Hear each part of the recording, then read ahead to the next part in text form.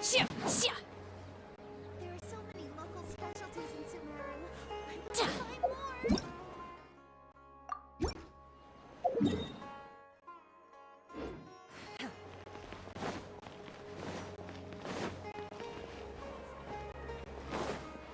Ad Astra at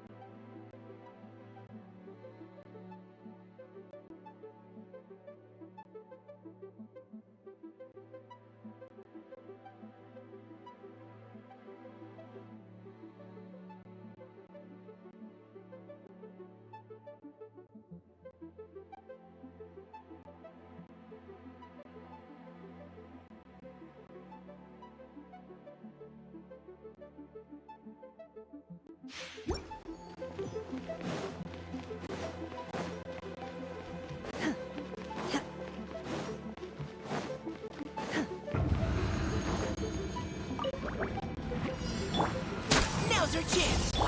Transfiguration. Do your master's my apologies. Yeah.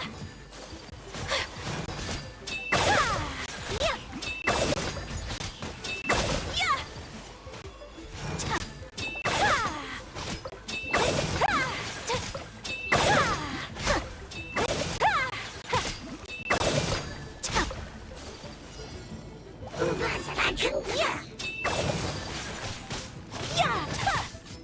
Yeah.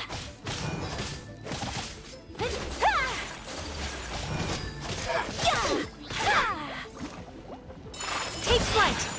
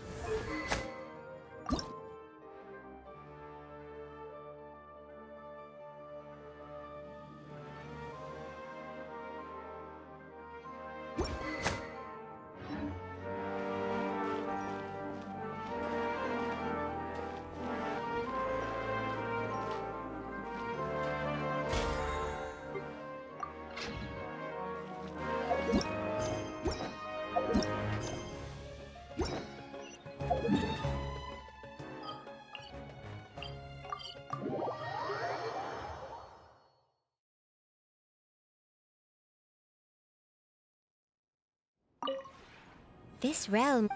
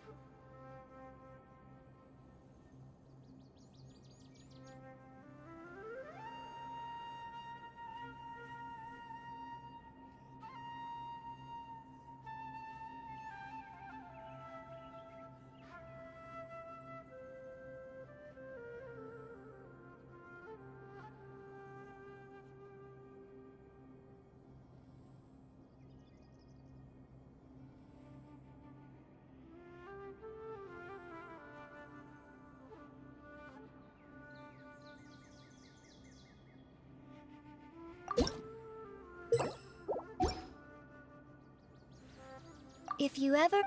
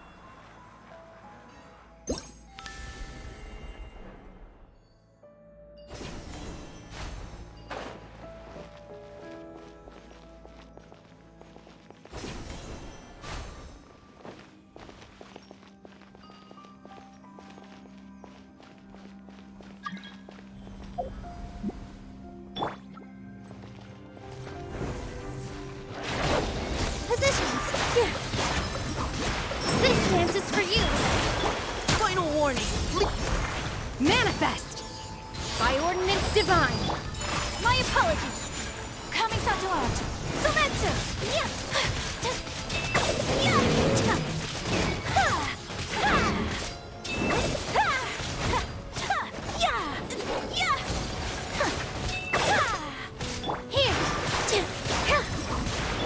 Engaging. My will and take flight!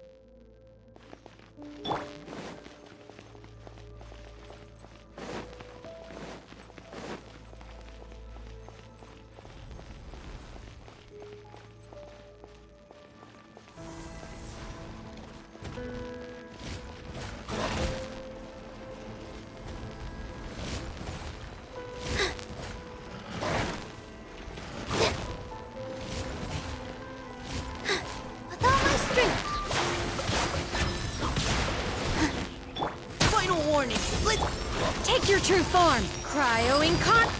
Whirling snow!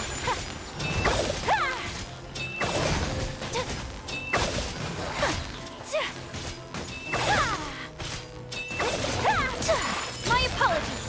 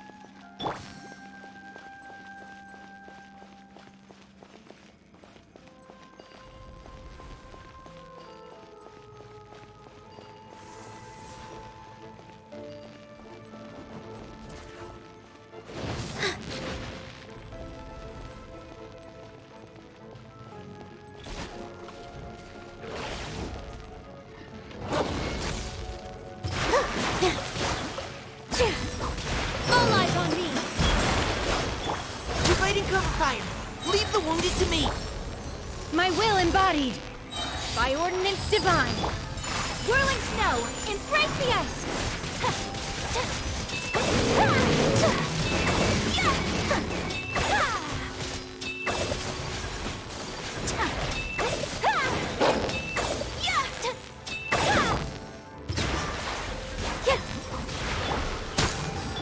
Transfigure...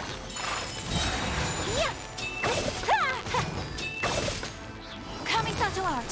Sumen!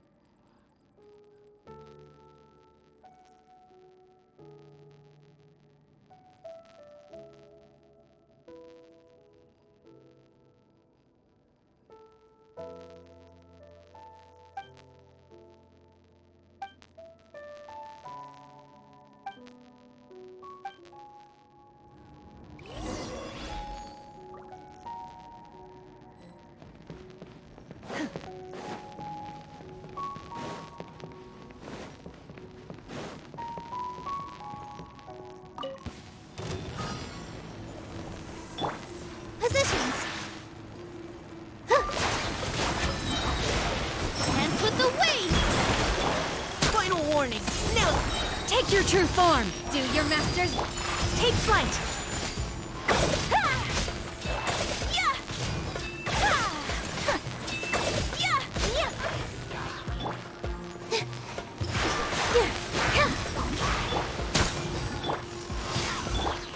Whirling snow.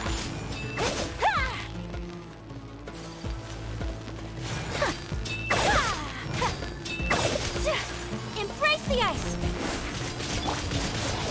This dance is for you. Here. Transfigure. My apologies.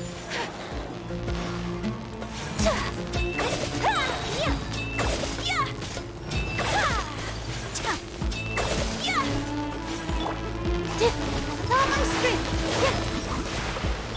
Providing cover fire. Let's keep going, team. Cryo incarnate. Whirling snow. Sakura swirl.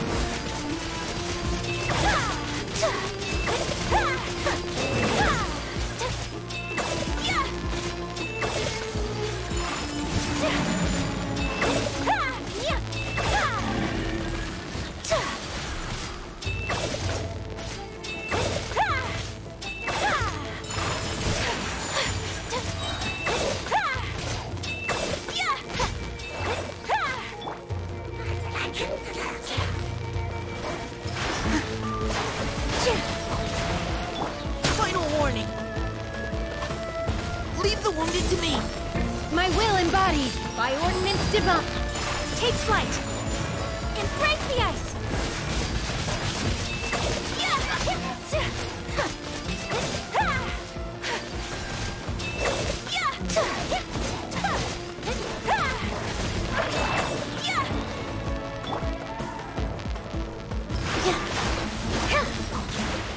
Dance with the waves.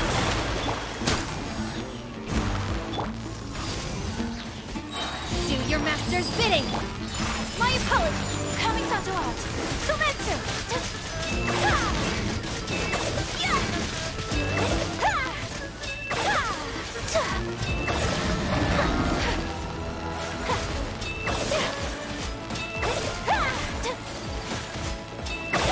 Positions. Engaging.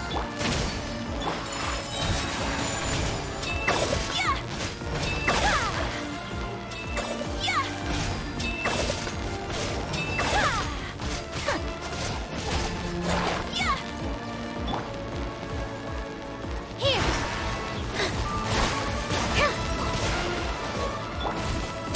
Let's keep going, team. Cryo incarnate. Whirling snow. Embrace the ice.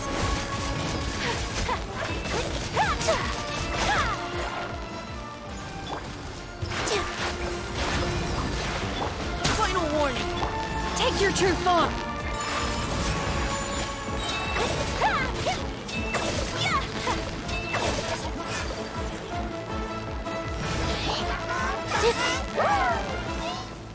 This dance is for you. Providing cover. Transfigure. Take flight.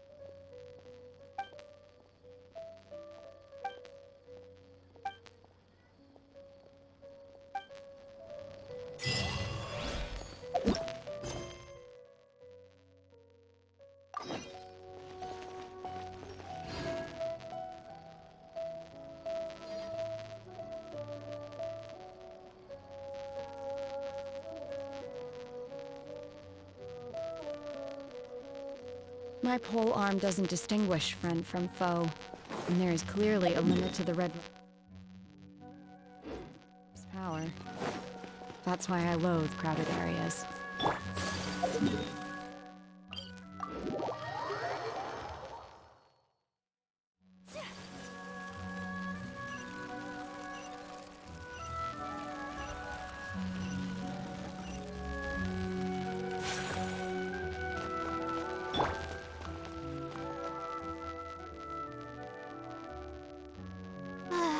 Oh, we meet again.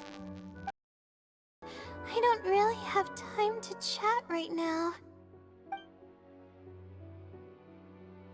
Oh, come to think of it, I haven't seen Twirly Whirly in a long time.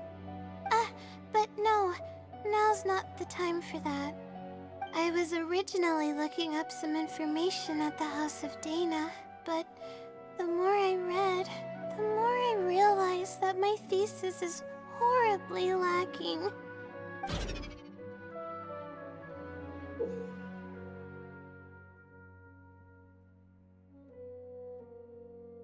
I should have been done with the first draft of my thesis by now, but I've barely written a third.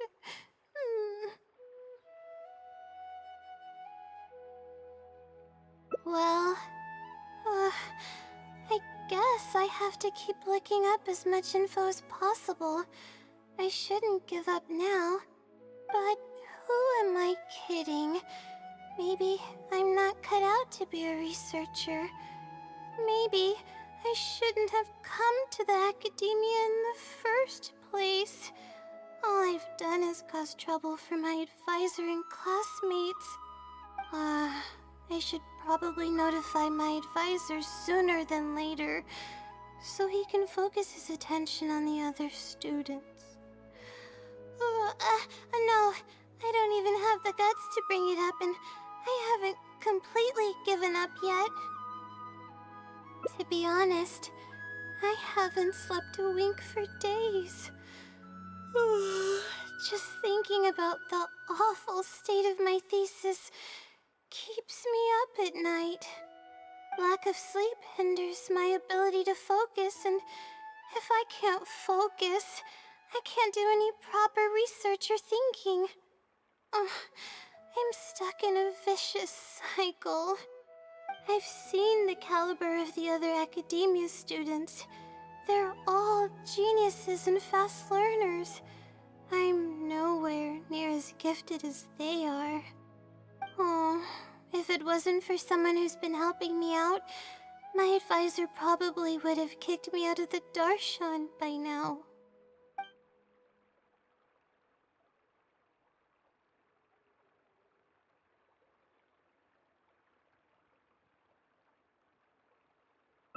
Huh? Oh, what's that? A fungus with a long beard? There's no such thing. Though, if there were, I'd love to give it a pat or two. This might sound strange, but I actually don't know who's been helping me.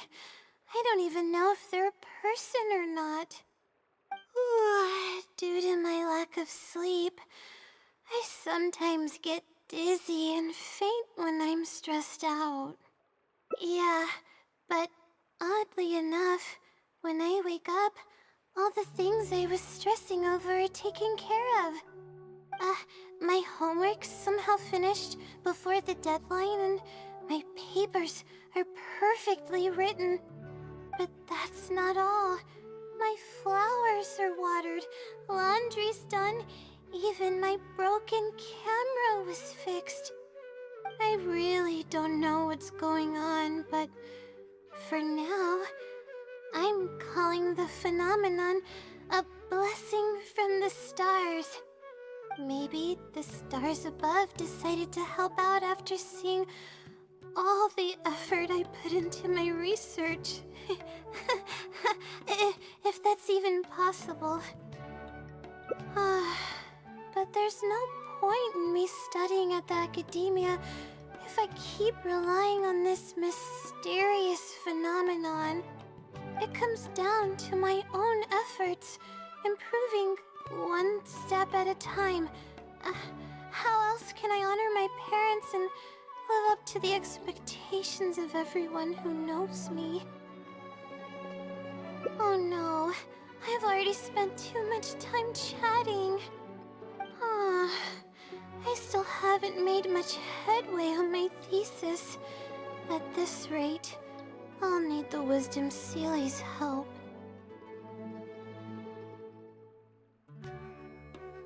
Yes, but time's of the essence, so I have to take what I can get. Oh, sorry. I'm just making excuses. But the Wisdom Sealy is truly amazing and freely shares its endless knowledge. If you want its help, all you have to do is write down your question and you'll get a response a short while later.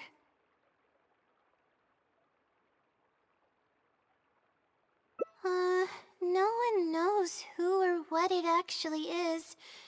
It's just known as the Wisdom Sealy.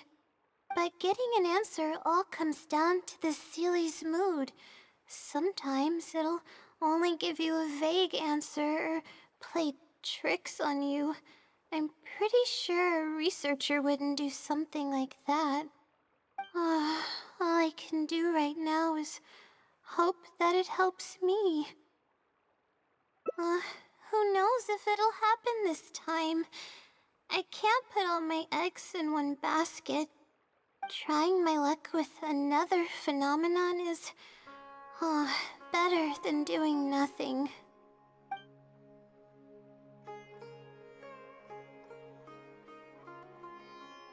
Oh, really? But I don't want to take up your time. Sorry for the bother. You're too kind. Okay, let's go give it a try. I've already prepared my question for the Seelie. I just hope it can help me get through this predicament. Among the countless legends surrounding the House of Dana, the Wisdom Seelie is one of the more popular ones lately. It hasn't been around for long, but word of the Seelie's existence spread like wildfire. Many people have claimed that they've received a reply from it. So, it should probably help me as well, right?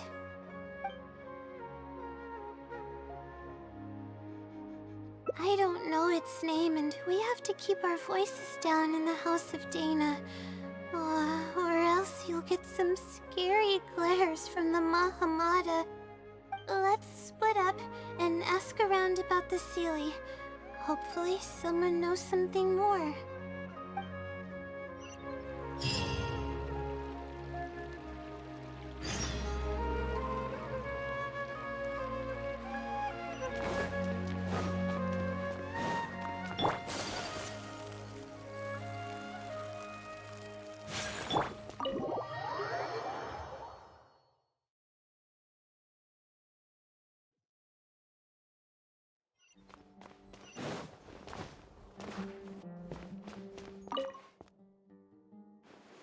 Excuse me? Have you ever heard of the Wisdom Seelie? You've come to the right person. I came across this legend not too long ago myself. After hearing about it, I decided to test it out and asked it a question about the brightness of the stars. 2 days later, I got a response. It included 2 pages of detailed and accurate information. It saved me from having to look up a ton of resources. Really? Yeah, so I submitted another question a few days ago. I still haven't received a reply, though. That sounds like what others have said. But I don't have the time to wait for a reply if the Seelie doesn't answer right away. Whatever. Can you please tell me how to submit a question to the Wisdom Seelie? It's quite simple. Go to the bookshelf over there and find either Theoretical Astrology or a quick reference guide to astrology cases. Oh, I know where those are. My Darshan has us use those 2 books quite often. Okay, so write your question in a letter addressed to the Wisdom Seelie, and then insert the letter into one of the books. Come back in a day or 2, and if you see a red stamp on your letter, that means the Wisdom Seelie has replied. However, if the stamp never appears, then that means the Seelie doesn't want to answer your question. I see. Thank you so much. I'm gonna go write down my question. Hopefully the Seelie replies.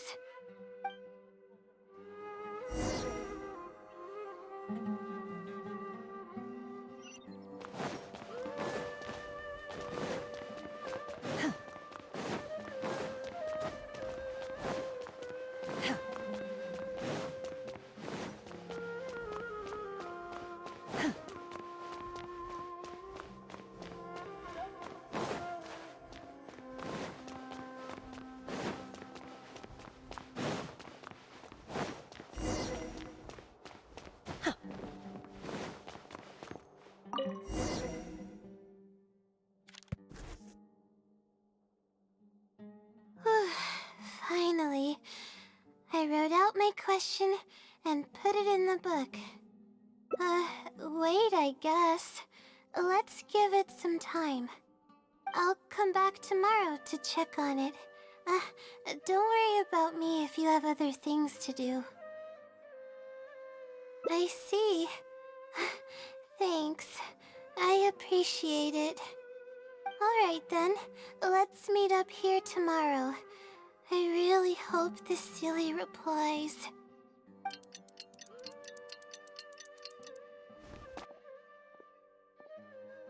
Time to look at the letter. Please let there be a stamp. Please let there be a stamp. There's a red stamp on it. The silly responded. This is wonderful. My troubles are at an end. I can't even begin to express how grateful I am. Let's take a look at what it wrote. Ahem. Thank you for your letter. Though I have extended a response, I cannot answer your query due to your questionable motives. Questionable motives? Me? Wait, huh? Okay, let's see. Completing a thesis requires independent thought and work. You planned on using my knowledge to complete your paper's most critical portions. That's not right. However, considering that your deadline is fast approaching, and that there is substance to the content in the completed sections of your thesis, I've decided to help you nonetheless. Follow the hints I've left, and you will find the answer to your question. Consider the effort you put into thinking and searching as your payment for my knowledge. What the... It's absolutely right about everything. Oh, I'm starting to feel guilty now. I can't deny any of it.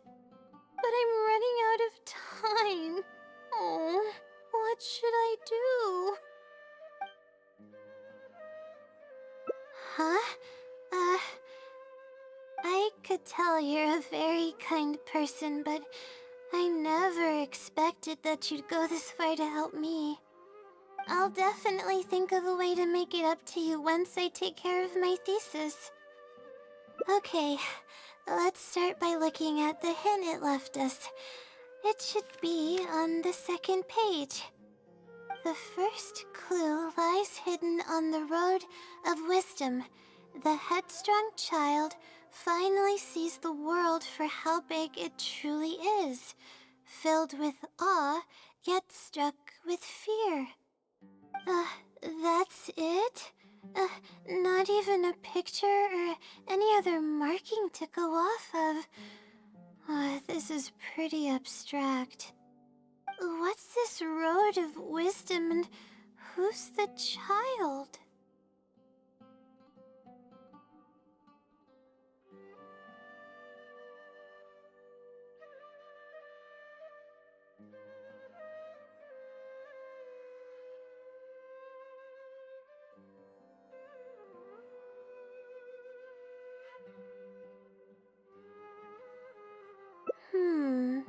Possibly.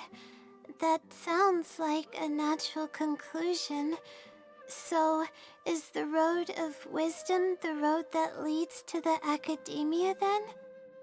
Wait, I think I get what it means by the child and awe and fear.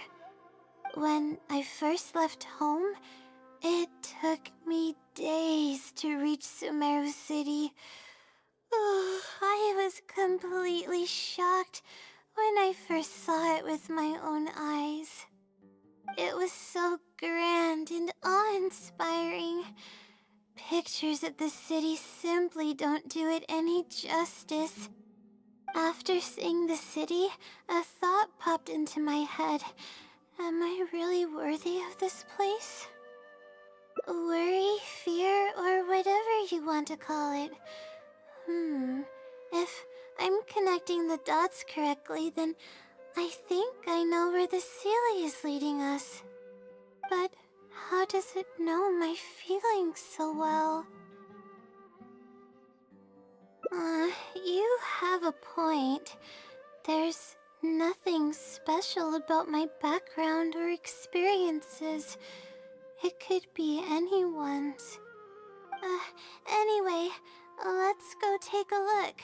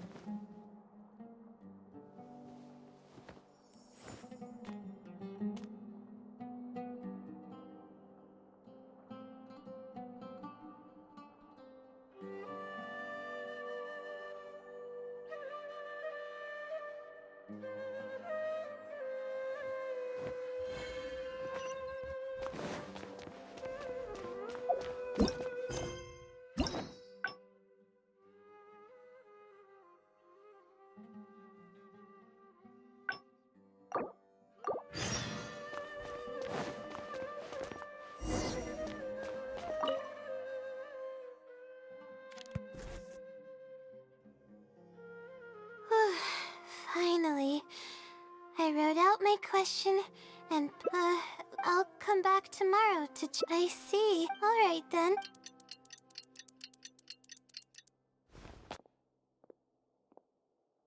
Time to look at the letter.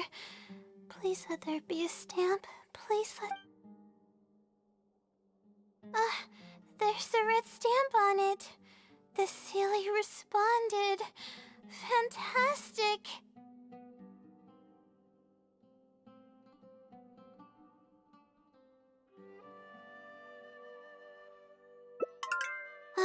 This is wonderful.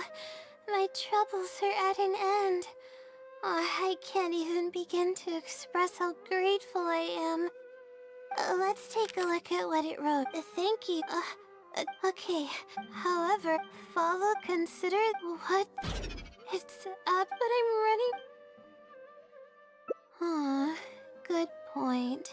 Why else would it use such a roundabout way to tell me its answer? Supposedly, everyone who's been pranked by the Sealy had angered it in some way. That means the Sealy is someone who's very strict and serious about knowledge. But who knows if it's really a Sealy or some person.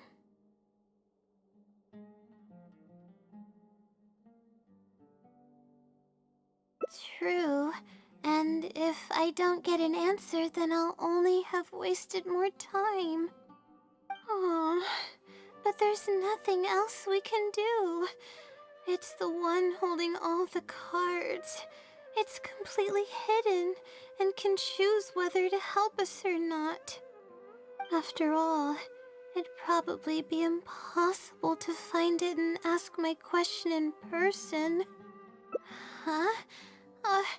I was just kidding. Oh, please don't take me seriously. It's a Sealy we're talking about. According to legend, Sealies are elusive and can create countless copies of themselves. Who's to say that it won't summon a shooting star to crush us once we find it? Sorry. I'm just a little panicky. Okay, Layla.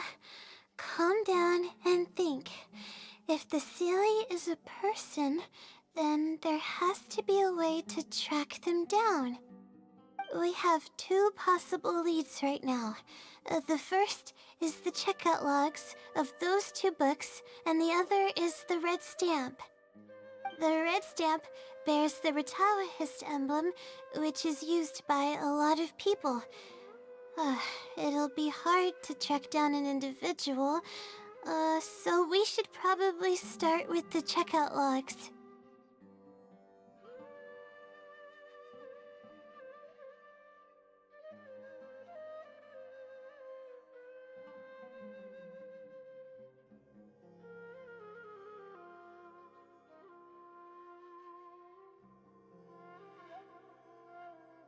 Let's go and make an inquiry. We can also ask around the House of Dana and see if anyone else knows something about the Wisdom Sealy.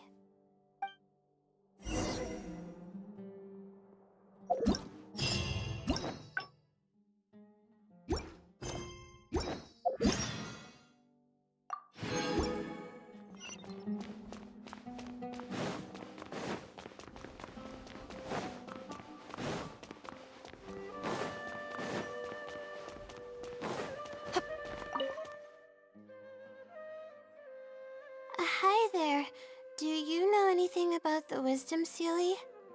Yes, of course. I've been looking into it for quite a while now.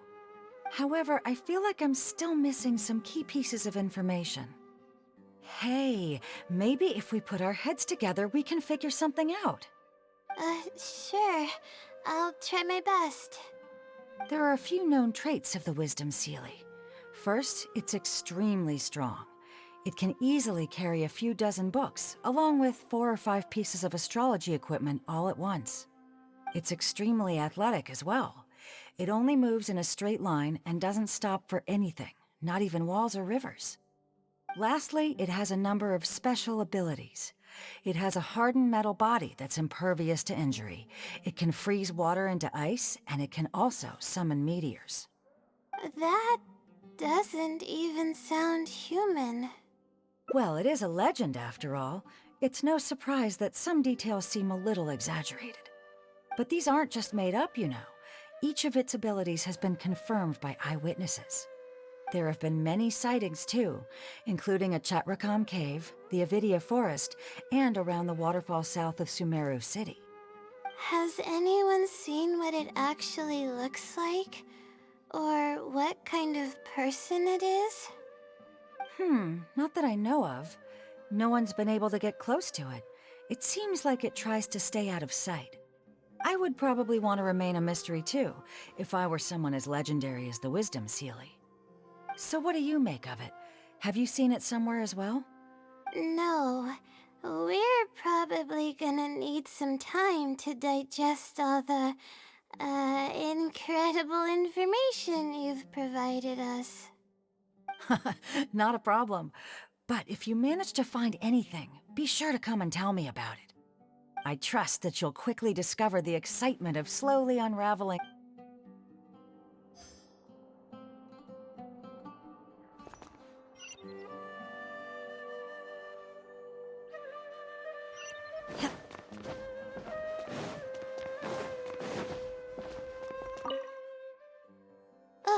Hi there. Have you heard of the legend of the Wisdom Sealy? Do I really look like the kind of student that would be interested in such a pointless legend? Oh, I'm sorry. We were just curious.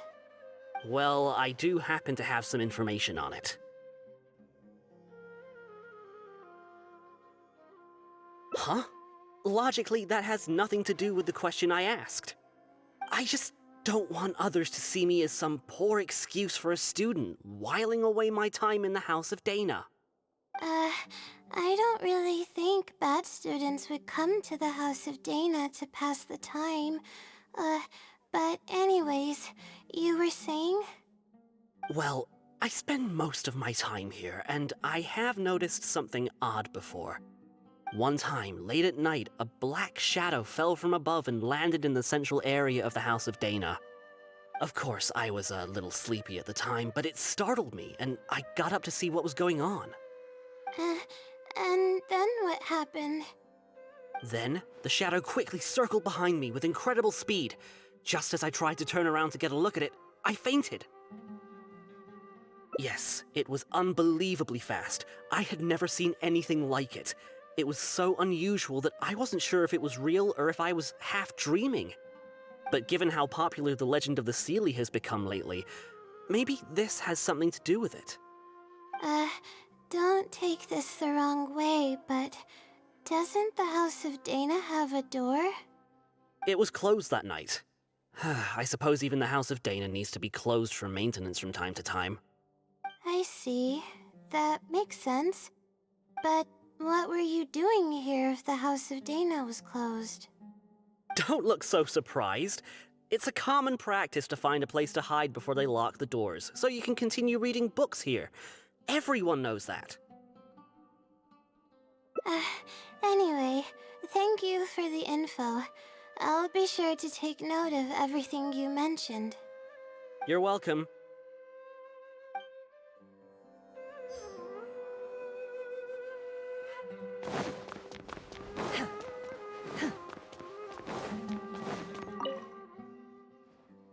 Oh, hello there. Can I help you?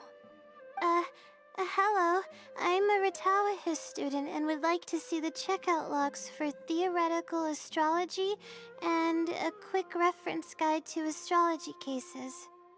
Oh, are you also here to investigate the Ratawahist Wisdom Sealy legend? Also?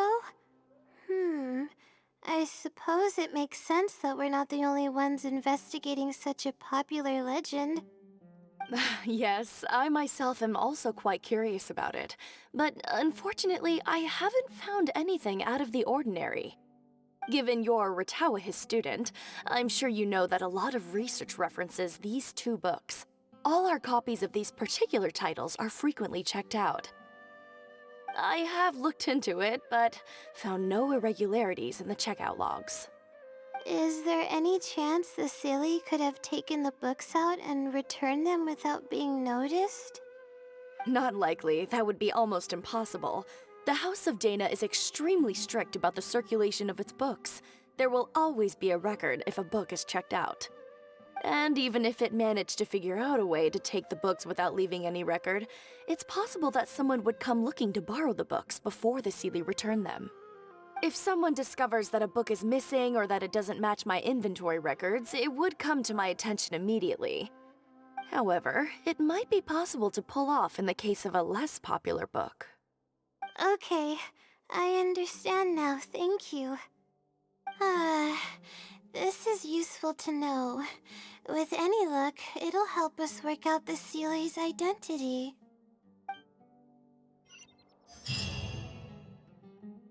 Okay, everyone's given us a lot of useful information. Let's go through it and try to organize everything. Some things we heard were pretty straightforward, but others were just, ridiculous. Yeah, let me think and see what I can make of it. Okay, calm down, Layla. I know the info's all over the place, but you can definitely do it. First, let's try to figure out the Sealy's identity based on the clues we currently have. Then, we'll analyze where it's been sighted and its motives. Finally, we'll piece everything together. From there, we should be able to predict its movement. Alright, let's give it a try.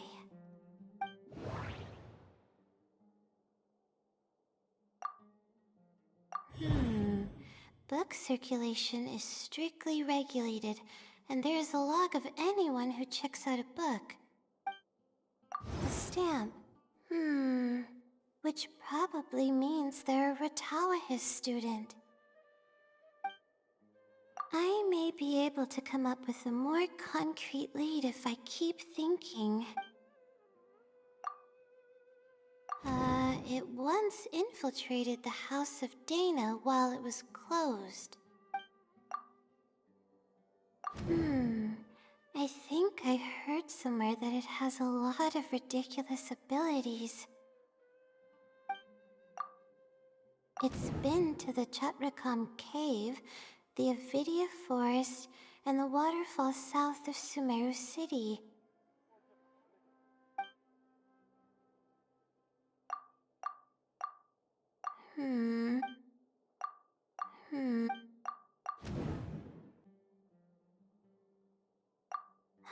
Okay, I think I've got it now. First, based on the information Katayun provided, we can assume that the Sealy is a student from the Ratawahis Darshan. The possibility of it being someone outside the Darshan can be ruled out because it'd be impossible to gain access to those two books without going through the librarian. Next, leaving its crazy abilities aside, all the sightings took place in locations that are officially recommended for astrology observation by the academia. In other words, it's probably just conducting research, and the nature of its research is very similar to mine. The question that I submitted was no simple query, but it was able to give me a reply in just a day. This implies that it's familiar with a similar field of knowledge. So based on this reasoning, all we have to do is wait for it at the next astrological observation site. Uh, uh, it's nothing, really. There are actually some other factors that I've been speculating about. But that's not important right now. Let's get going. Even though we have a lead, it's still hard to say whether we'll be able to make any discoveries. I'll tell you what I mean by that if the Sealy doesn't show up.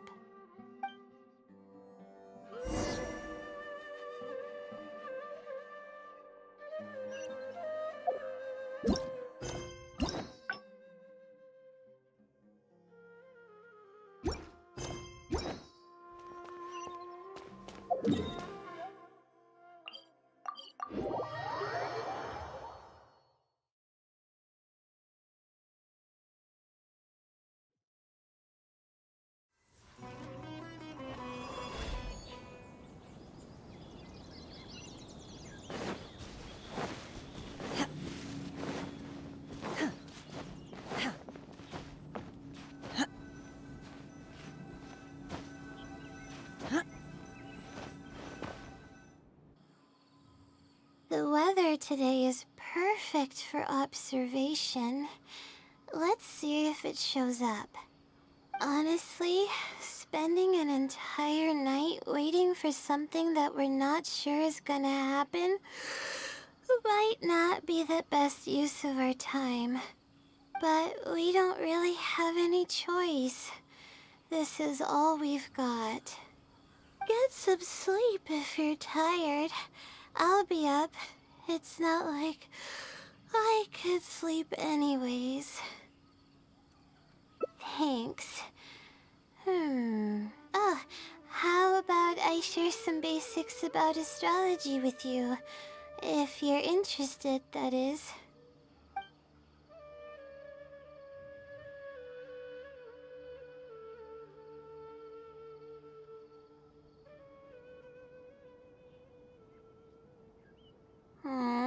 Sure enough, it didn't show up. We hardly saw any animals, let alone people. No matter how conclusive the evidence is or how perfect our reasoning may be, nothing will happen as long as I'm awake. They're probably one and the same. It's like I told you, I have a severe sleeping disorder, and there have been a lot of rumors about me sleepwalking. I tried to understand what I had been doing when I'm unconscious, but I've never been able to get any definitive evidence. Something is actively attempting to cover up all the clues without my knowing. Maybe that something is me. Or maybe it isn't. I can't be sure. For all I know, I could even be the Sealy. But what if I am? Would the Sealy be willing to help me this time? What is it actually thinking? I really have no idea. Huh? You want to help me? Of course, it would be nice to know what's really going on. But that's impossible. It's always avoiding me and keeping me in the dark. And that won't change even if you're around.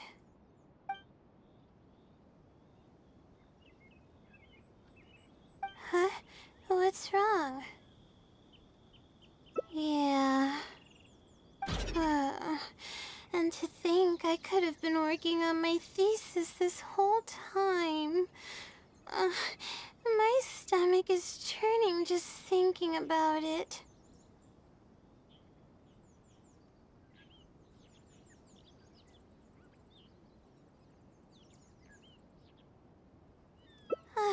Please stop. The more you talk about it, the more silly I feel.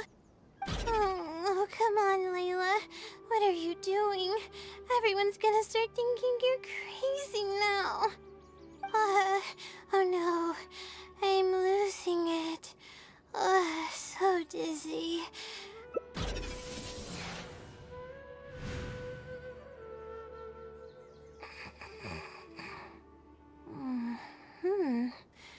Oh, I'm sorry.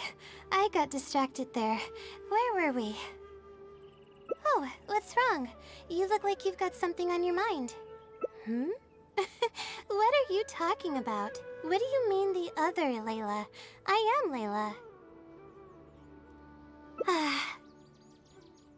Fine. It appears that you were waiting for me to show up. I suppose there's no use in me pretending. I promise I don't mean any harm and I'll answer all your questions.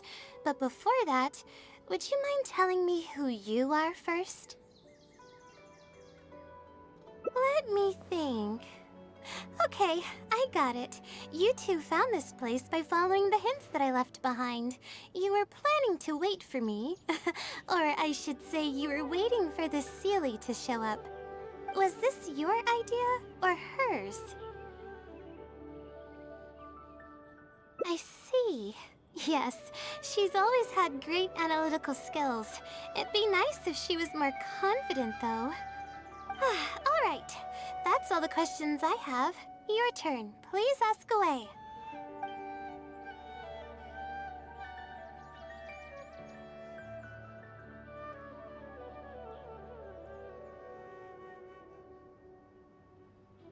Infiltrating the House of Dana was a total accident. She'd forgotten an important book, and the House of Dana happened to be closed at the time. There were only days before the paper was due. I had no choice but to scale the walls with some simple climbing ropes and sneak in from above while the Core 30 wasn't paying attention. I had no idea there was still a student inside. I had no choice but to put him to sleep. Any clear evidence of my existence would only hinder my ability to conceal my identity. It would also expose me to Layla as well. As for the special powers, well, they're just things I did during the process of trying to finish the thesis. It's like I said, I don't have much time, so I need to be as efficient as possible.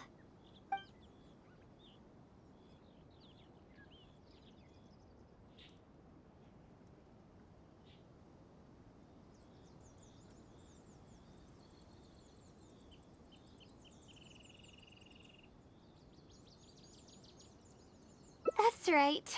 Though I didn't intend for it to turn out this way, really. I just wanted to help out a few other classmates who were having a hard time while I was helping Layla finish her thesis. You see, Layla doesn't have many friends at the academia.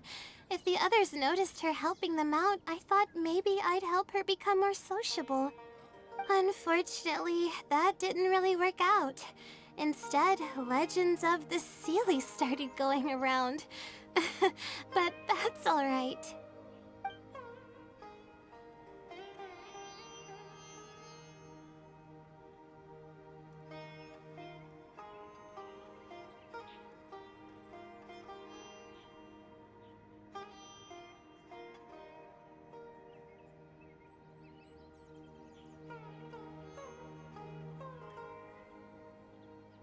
I can instantly tell which students are asking serious questions and which are just trying to take advantage of me to slack off.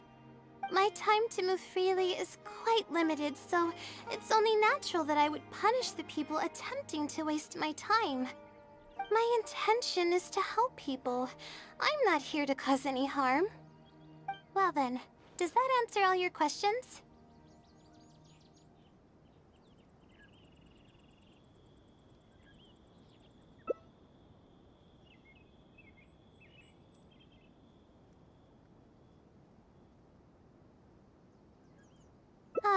You see, her emotions are incredibly unstable.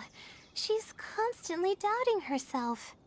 If she knew that there's another Layla who is capable of doing everything, she may think even less of herself. She could think maybe I should just leave it all to her. I'm always relying on her anyway. Why not let her live my life for me? She might start thinking about giving up completely, and that's the exact opposite of what I'm trying to do for her. After all, she and I are one and the same. We're two sides of the same coin. No one knows her greatest strength more than I do. It's her resilience. If she's able to persevere in everything she does, then one day she won't need my help anymore. I trust that she's capable of doing that, and it's something that she should do on her own. She actually discovered the key data she needs for her thesis a long time ago. She just didn't organize it well enough.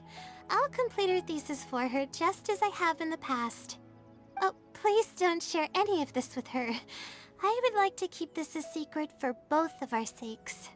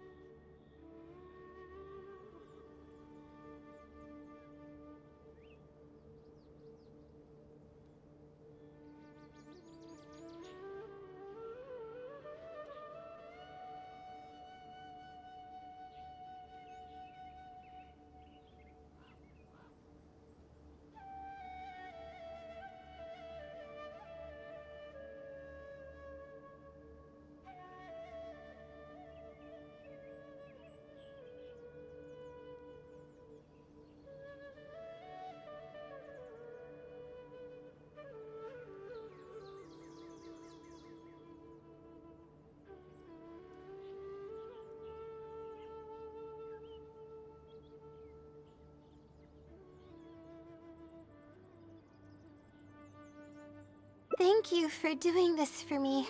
No, for us. She seems to be waking up now. Well, this is goodbye. If we never meet again, then I guess I did something right.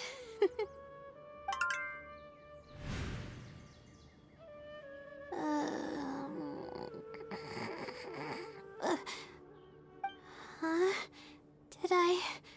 Did I faint? Or did I fall asleep?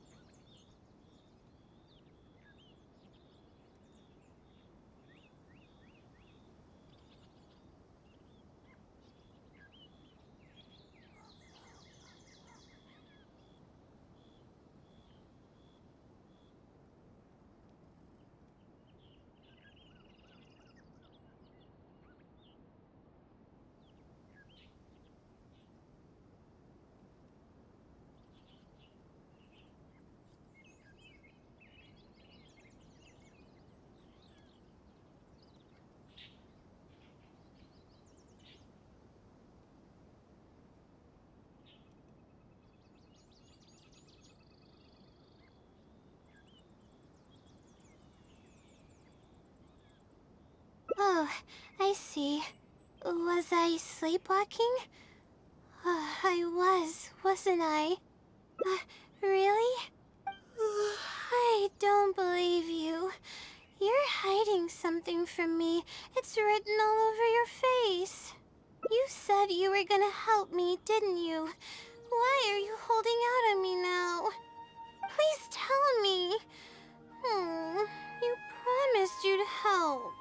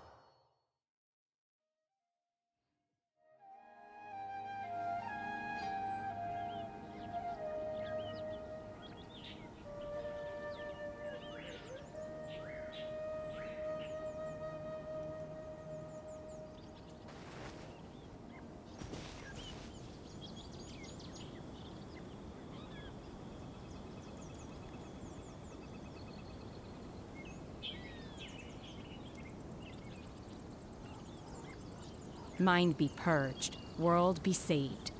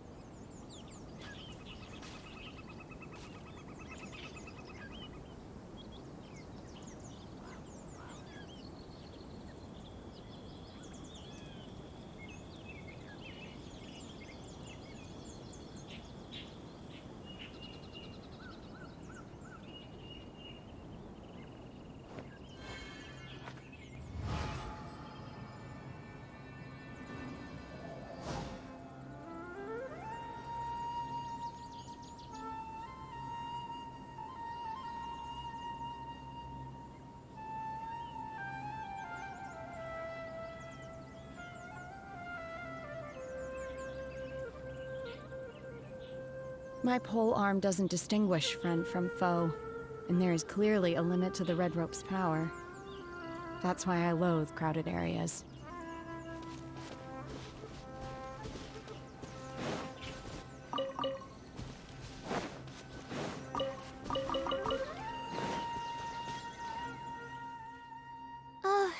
should be close.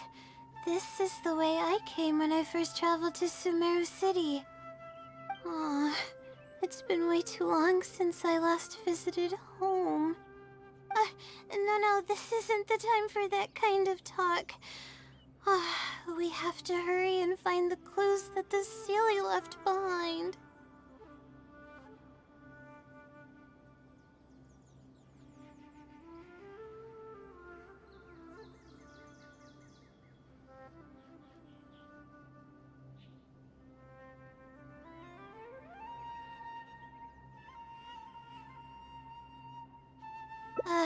It is.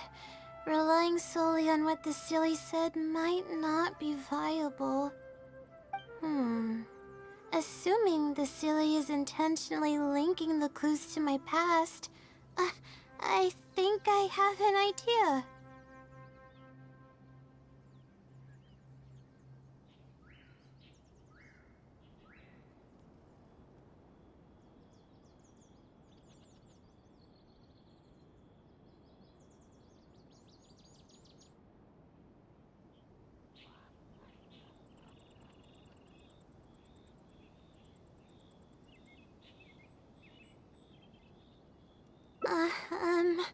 So this is a little embarrassing. At that time, the sight of Sumeru City was absolutely mesmerizing. I was anxious, but also excited about all the things to come. I was distracted and accidentally stepped on an Avidia leopard's tail.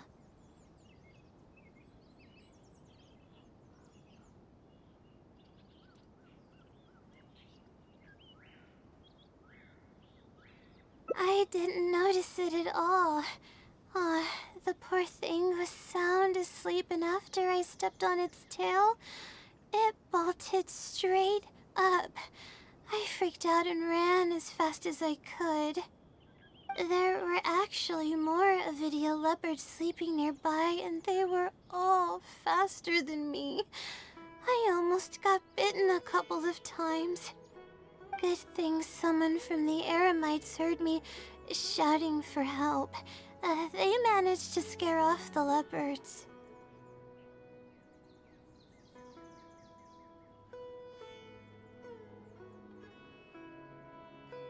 Yeah, but when I finally managed to calm myself down, I noticed that the talisman my mother had made for me was missing.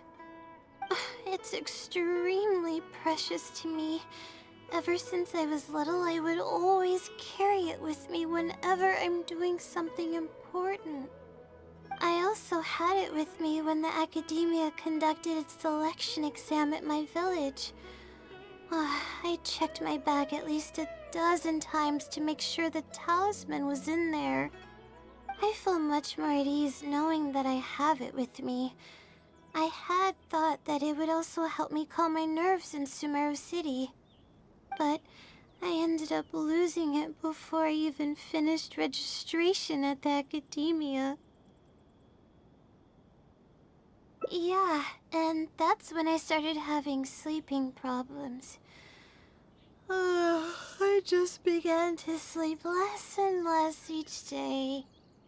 Losing a talisman like that is definitely a bad omen.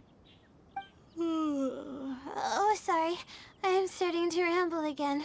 What were we talking about before? All right. Why the Seelie led us here. I think we should look around where the Avidia leopards attacked me. If the Seelie is trying to make me remember things that happened in the past, it would make the most sense for it to hide clues in memorable locations. Aw, hope the Seelie's clue wasn't also torn to shreds by Avidia leopards.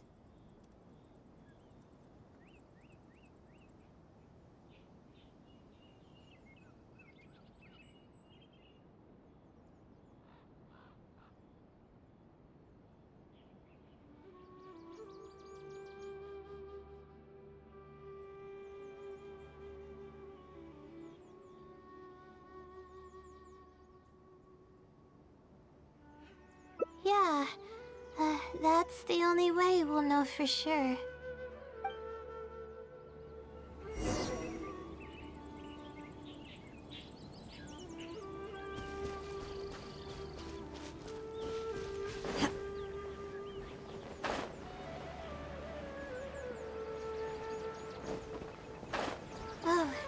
should be close.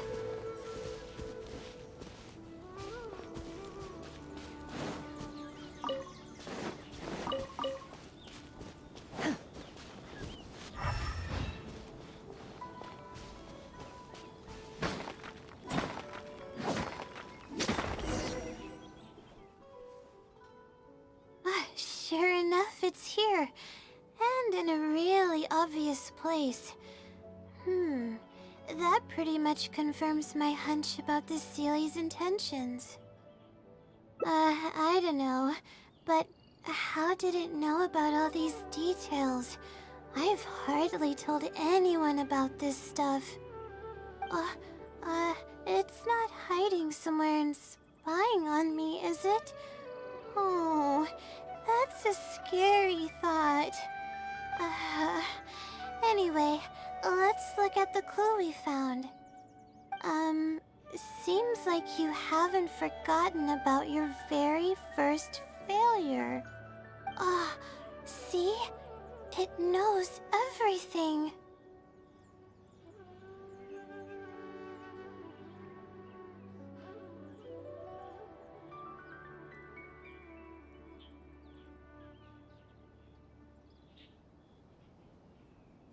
I have no idea what's going on. No wonder the Sealy is becoming legendary. Let's keep reading the clue. I've placed the second clue where heaven meets water. The answer, seemingly amongst the stars, was ultimately washed to some unremarkable place downstream. Just as I thought. It's something to do with me again.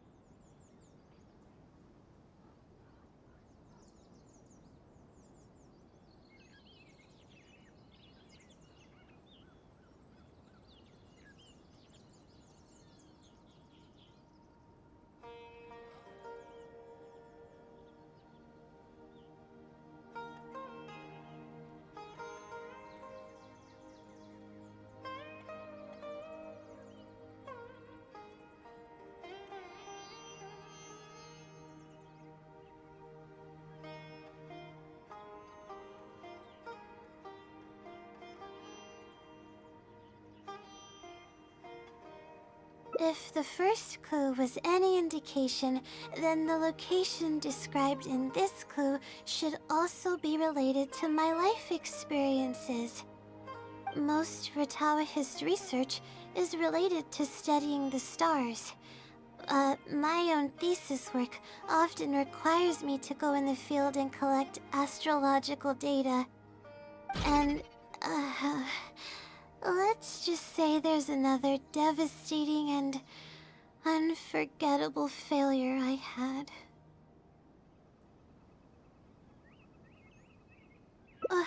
But that can't be helped, right? We do many things not because we want to, but because we have to. Let's keep moving. It might be hard to believe, but being out and about is making me feel a lot better than usual.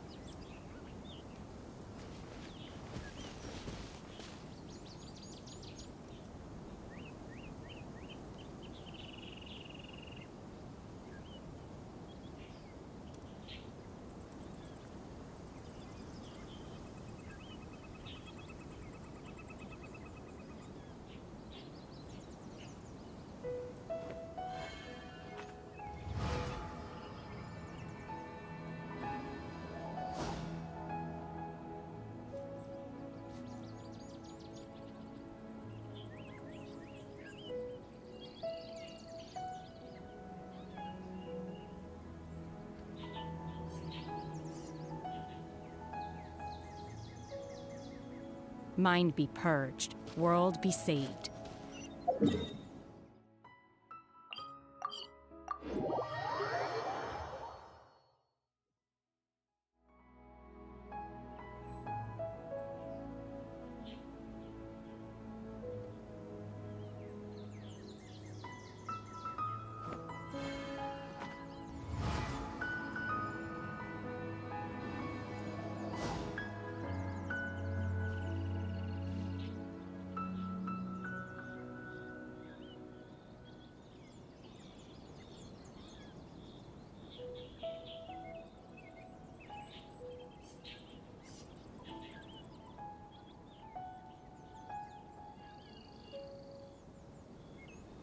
My pole arm doesn't distinguish friend from foe, and there is clearly a limit to the red rope's power. That's why I loathe crowded areas.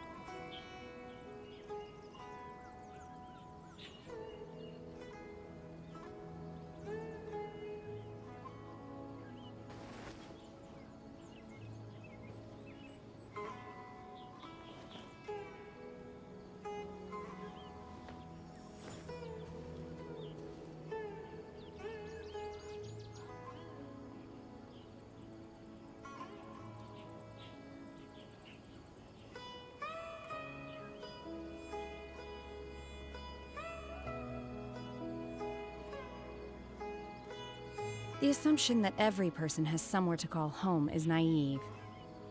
I got used to living in the mountains alongside the birds and beasts a long time ago.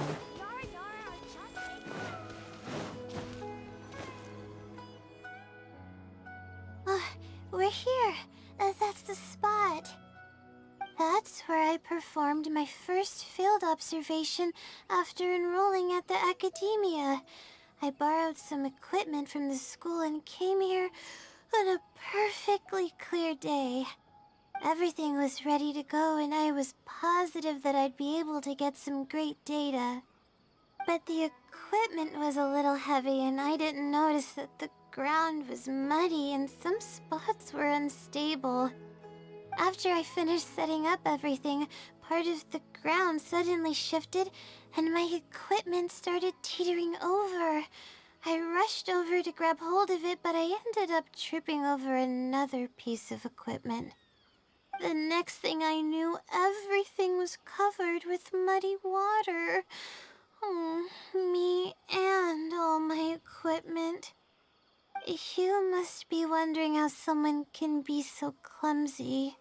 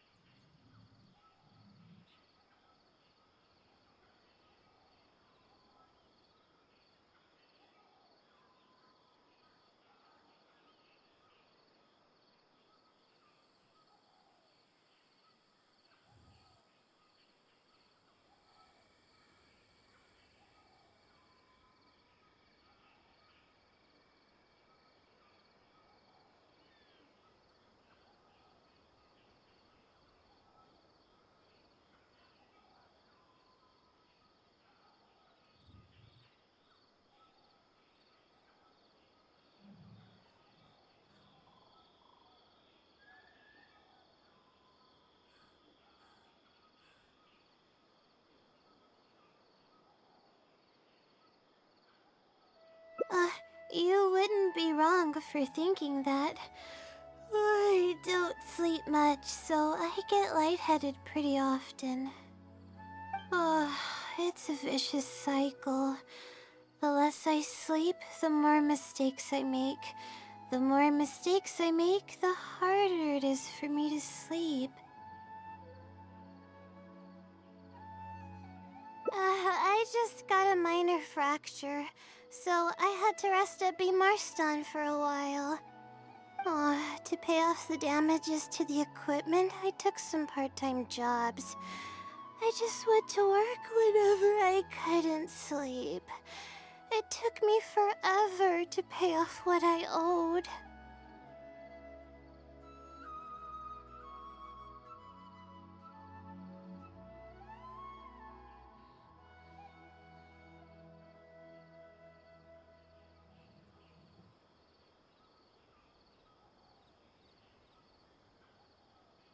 Bingo. Oh. The pressure from my studies and debt was crushing me, and I didn't want to tell my family about any of it.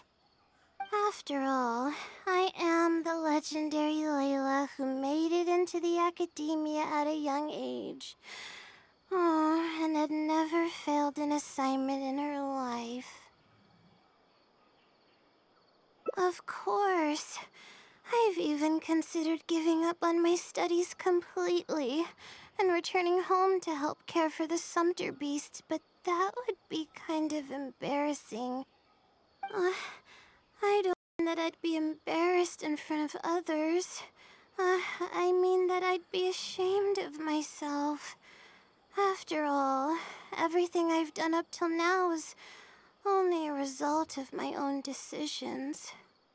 Although, it hasn't always been smooth sailing, and sometimes things don't go my way. I made it this far on my own. There haven't been any major incidents with my studies, and I even managed to pay off the equipment damages. But I guess I'm exaggerating a bit. Most of it is still due to the help of some unknown person rather than my own work. And that's exactly why they mustn't ever find out. Once I finally manage to acclimate to life in Sumeru City, I'll show them my success. Oh, I hope that day will come eventually. Anyways, let's continue looking for the next clue. It should be around here somewhere. An unremarkable place downstream was the description.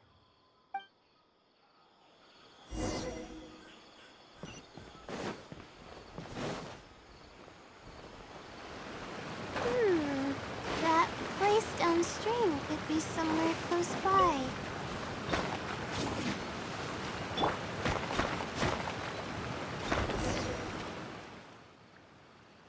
Here, it's over here. Good thing it's dry. I was worried the message might be wet. Let's see. Have you found it?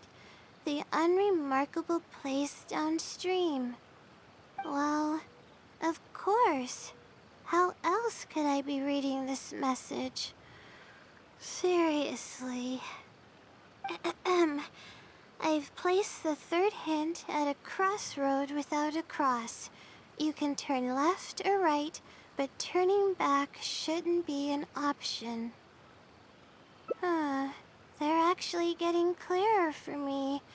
I was sort of expecting this even before I read the message.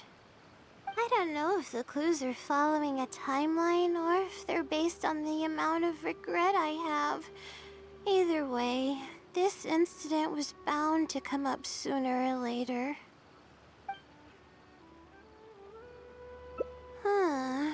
Would someone really go to all this trouble just to pull off some prank? I can't make heads or tails of it. Anyway, just follow me. I'll save the story for when we get there.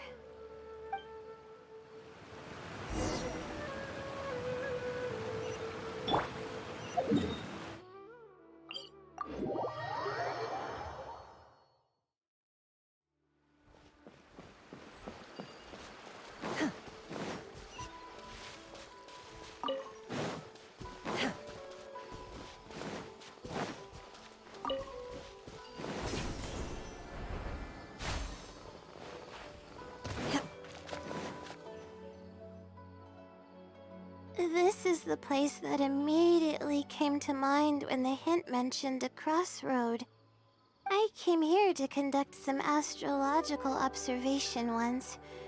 Everything went smoothly on the way, and I thought I was starting to get used to life at the academia. But just as I was about to set up the observation equipment, I heard a strange sound coming from nearby. I made my way here and discovered a bunch of bandits robbing someone. They were a group of treasure hoarders, and the family that was being mugged looked completely helpless. They definitely wouldn't have been able to escape, and simply handing over their Mora might not have been enough to make the bandits go away. Not exactly. I already had a vision by that time. Someone with a vision should technically be really powerful, right? Handling a group of treasure hoarders should be well within my abilities. However, I didn't know how to channel the power of the elements to fight at that time, and I was super scared. I wielded immense power, but I didn't feel any stronger than just an ordinary person. Then I ran away. I scrambled towards Sumeru City looking for help. Eventually, I managed to return with a few adventurers I ran into along the way. It took longer than I had hoped, and by the time we made it back here, the treasure hoarders and the family were gone.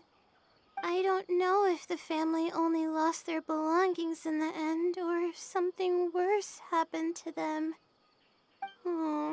I faced a lot of problems after coming to Sumeru City, but this incident is one that I regret the most.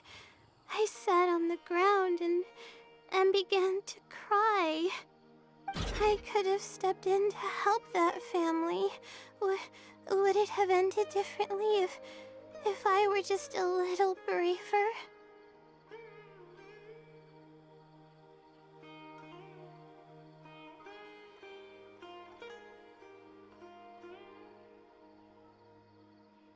Aw, thank you for trying to comfort me, but I can't stop myself from thinking that way. It's just as the silly said. Turning back shouldn't be an option. However, I can't help but think about running away whenever I'm faced with a challenge.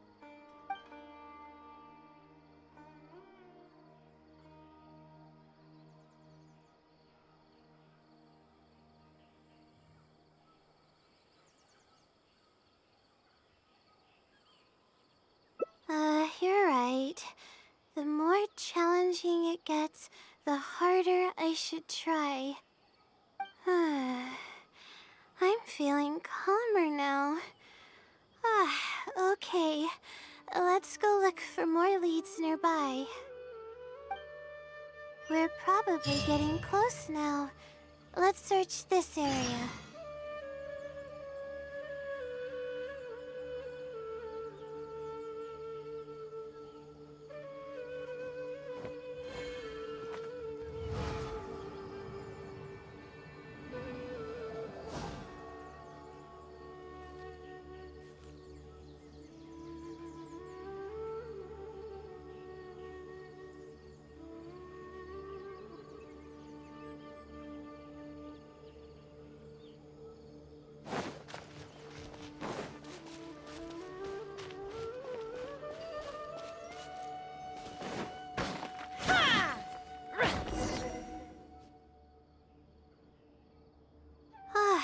Here it is, just as I thought.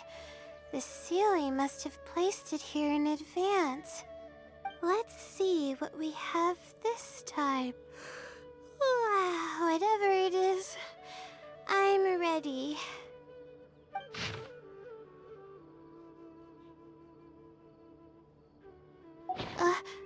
Huh? It's a picture? Guess not. This house looks like it's in Vimara Village. Does the Sealy want us to go there? I can't think of any connection I have with Vimara Village, though. I've only been there once, and it was pretty uneventful. Whatever the case, the only way we'll know is if we go there. Thanks, but I'm fine. I'm used to pushing my limits. I know how far I can go.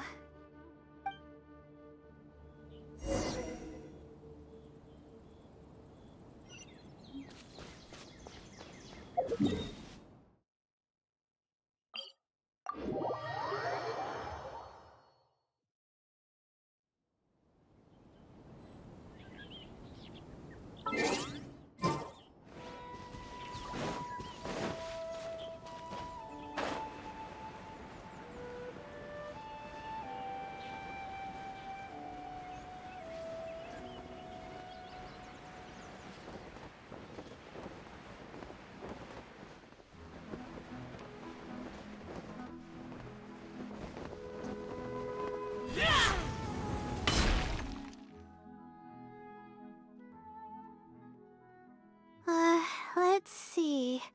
This should be the place. Nothing seems out of the ordinary.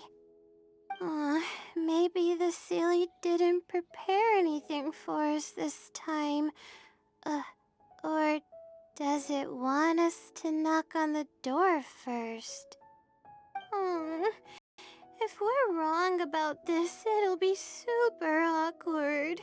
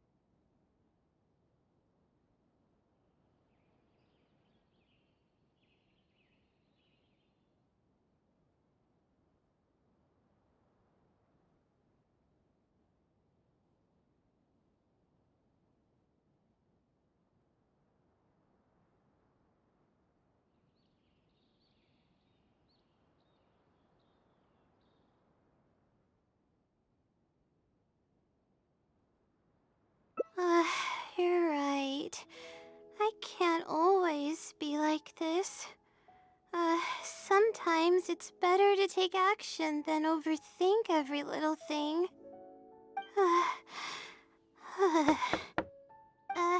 Hello? Is anyone home? Coming! Just a moment. Oh, it's you, Layla. How nice of you to stop by again. Huh? Do you know me? That's no way to greet a friend. Of course I know you. Is this a friend of yours? Or perhaps a classmate? A friend. I'm having a little trouble with my thesis and we happened to be passing by.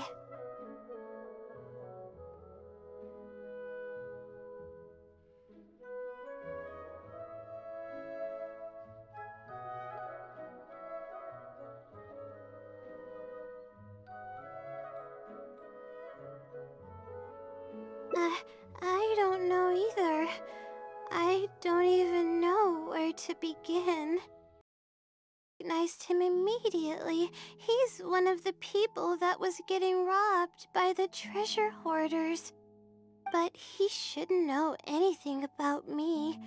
He shouldn't even know who I am.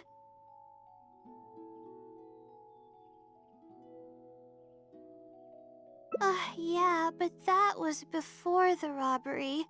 I was just passing through. Even if he saw me, he wouldn't know who I am. He didn't notice me during the robbery. Is something the matter? I appreciate your kindness, but I really can't remember how we met. I'm sorry. So you aren't joking? Do you still remember when my family and I were being robbed by a gang of treasure hoarders? Yes, but I don't think I was of much help to you all. How so? You told us everything yourself the last time we met. My family and I were surrounded by treasure hoarders, and I didn't know what to do. But then, we heard people approaching in the distance. Those treasure hoarders were the first to hear them coming and started to flee the moment they sensed the situation wasn't going their way. They didn't even bother taking anything with them. I wasn't sure what had happened, but the treasure hoarders were scared off. I immediately grabbed my wife and child and got out of there. Oh, I see. I'm so glad that you and your family were unharmed. I thought it was a party of adventurers that happened to pass by, but later you told me that you had spotted us and ran to find help. You were amazing. You managed to keep a level head even in the midst of danger. I know you have a vision, so those treasure hoarders wouldn't have been a match for you. But they might have harmed me and my family if their backs were pushed against the wall. Wait, that's not exactly what happened. I still regret not helping out sooner. Anyway, when did I come here last? I don't seem to remember. It's been some time, but not too long ago. I don't recall exactly when. What's wrong? Nothing's coming to mind? Nope. I'm sorry. I still can't seem to remember even after everything you've told me. Maybe I'm just under too much pressure. You came over and ate with us, and you played games with my son. If only we had taken a picture. Oh! You forgot a package here from that visit. You'll definitely remember once you see it. Wait here, I'll go fetch it. A package? I left a package here? Wait! This is it! This is the talisman that I lost, the one that my mother made for me.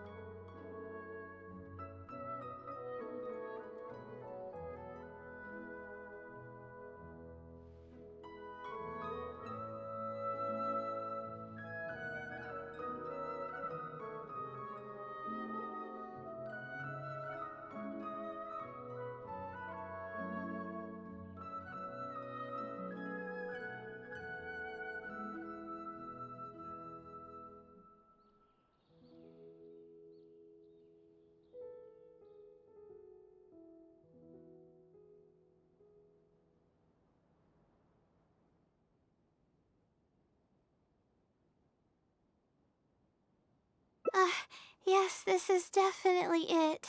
She made it herself. It's the only one of its kind. Uh, there's also a letter here. Was I planning to send it to someone? Let's see who the recipient is.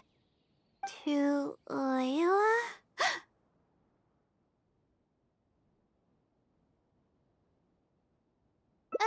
No. I swear I've never done anything like that. What is going on? Let's open it and see what this is all about. Hello, Layla. It must have been quite the endeavor to follow the Sealy's hints all the way here. Great work. Self-reflection is a wonderful quality to possess, but you'll only end up hurting yourself if you overdo it.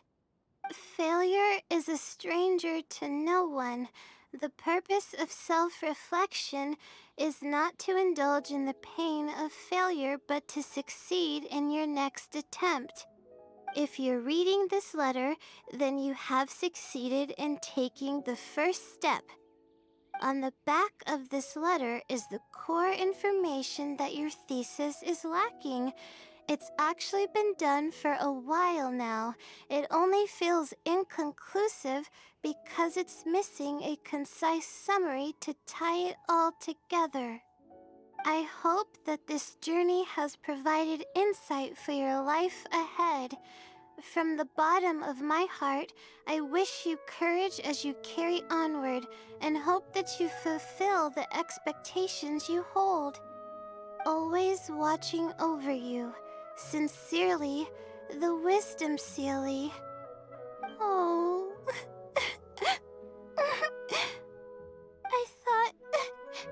I thought we were going to fail. I thought that everything we did and all the time we spent was for nothing. But the Sealy wasn't messing with me after all.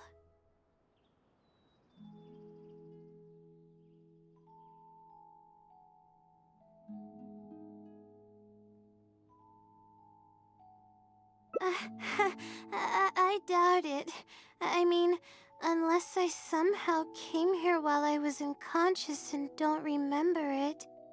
Although, having said that, I have heard rumors claiming that I sleepwalk a lot. But even then, that doesn't necessarily mean that I'm actually the Wisdom Sealy. It could have just helped me while I was sleepwalking. I'll write back and ask to meet with the Sealy and see how it responds. Even though I still have a lot of questions, this experience was fruitful enough. If it wasn't for your encouragement, I probably would have quit halfway through and holed up in the academia somewhere. Perseverance really does pay off. I'm not sure if I understand what has happened, but it's something good, right? Yes, it's something really, really good, and I'm very thankful for it. Well then, since you're already here, why don't you stay and have something to eat? We just finished preparing some food. Come on, don't be a stranger. Your friend should join us as well. You can leave your troubles until after the meal. You must relax and gather your strength so you can take on the challenges ahead, am I right?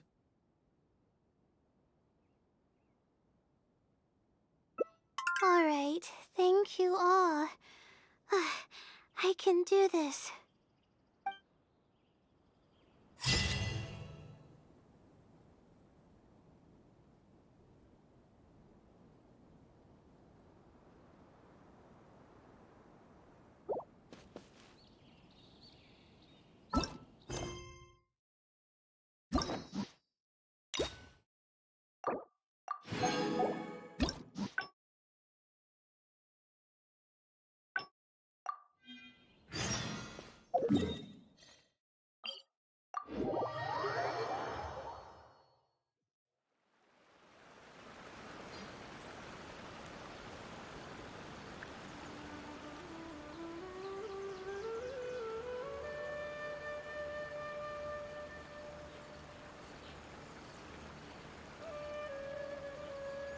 My pole arm doesn't distinguish friend from foe, and there is clearly a limit to the red rope's power. That's why I loathe crowded areas. Sometimes you just need to give up an unrealistic dream.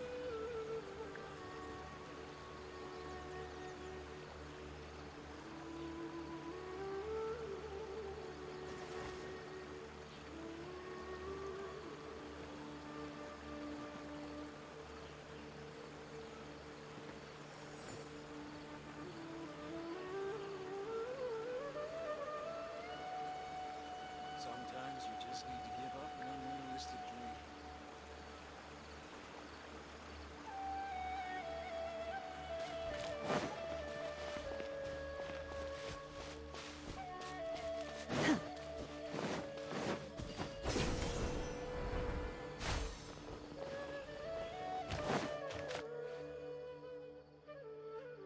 This is the place that immediately came to mind when the hint mentioned a crossroad. I came here to conduct some but just they were a group of treasure, not some. However, I didn't then. Eventually, it took. I don't know. I could have stepped in to help that family. Oh, thank you for trying to comfort me, but I can't stop myself from thinking that way. It's just as the silly said. Turning back shouldn't be an option. However, I can't help but think about running away whenever I'm faced with the challenge. Oh, but what about my thesis? We still haven't found the Sealy's answer yet. Sorry for causing you so much trouble. Alright, I actually don't have much stamina. I've been stressed this whole time and I feel exhausted. I'm really sorry.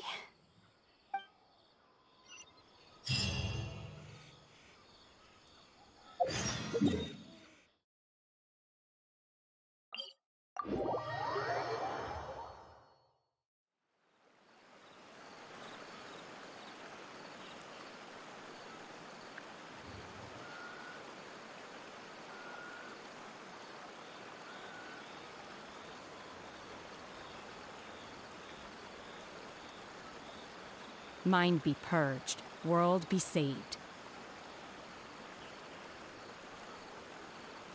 Sometimes you just need to give up an unrealistic dream.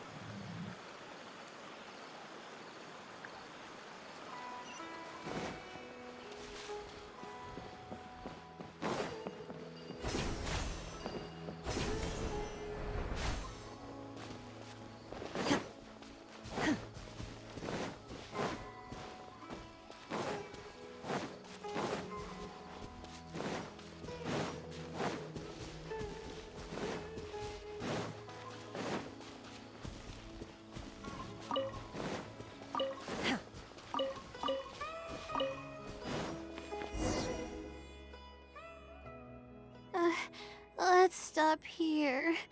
I don't think I can walk any further.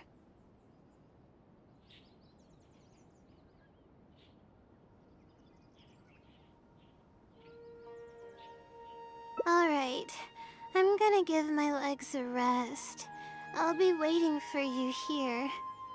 I feel bad for making you go through so much trouble for me. Oh, if only I were more capable.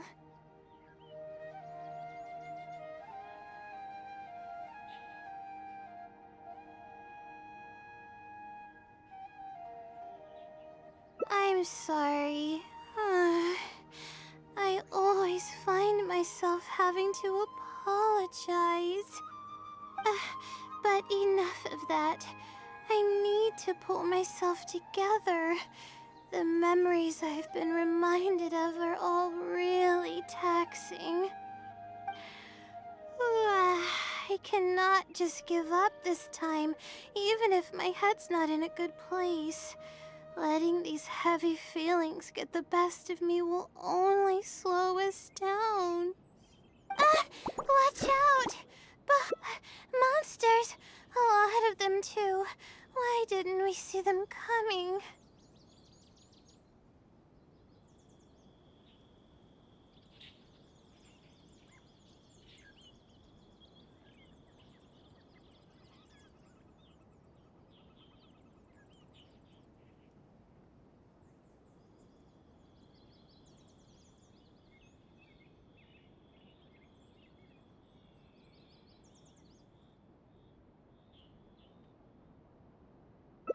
No, I'll fight too. But I want to help. I can't just sit back and watch you while you fight. Don't worry, I can handle myself. I mustn't keep repeating my past regrets. That's the most valuable lesson I've learned today. I should take action when I'm needed and give it my all when the moment calls. If you miss those opportunities in life, you may never get another chance to make up for them. All right, let's take them all down.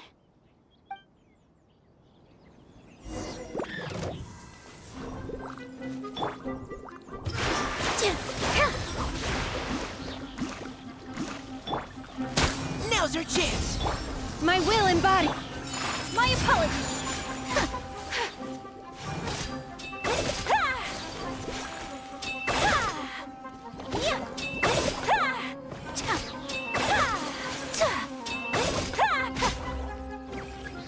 With all my strength. Engaging! Take your true Whirling snow. Yeah.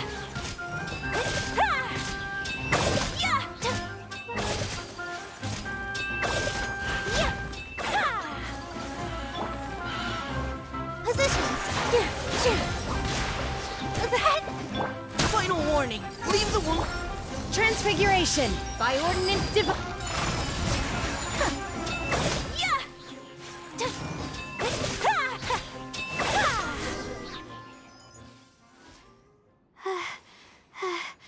I really need to keep up with my training.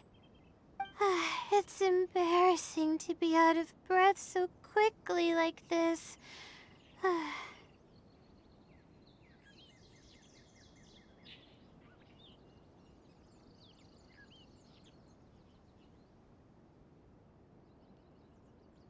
Well, the only appropriate response would be to say that I'm fine, right? I'm pale due to lack of sleep, not because of the fight. But then again, I know you'd be able to see right through those words. I'm feeling weak. There's no hiding it. I'm just happy I didn't get in your way during the fight. Oh, thanks for the compliment. I sure don't get to hear that often. Although I may not be physically strong, my will is as resilient as they come. I'll be fine after I rest for a bit. Can you stay with me while I recover my energy? It shouldn't take long.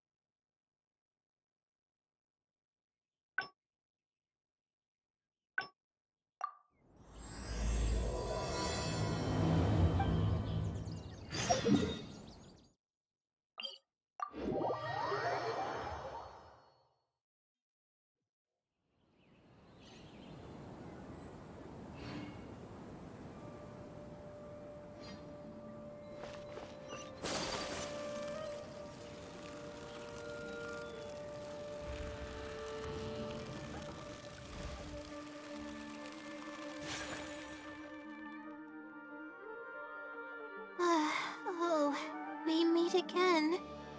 Sorry, but I don't really... I was originally looking up some information at the House of Dana, but...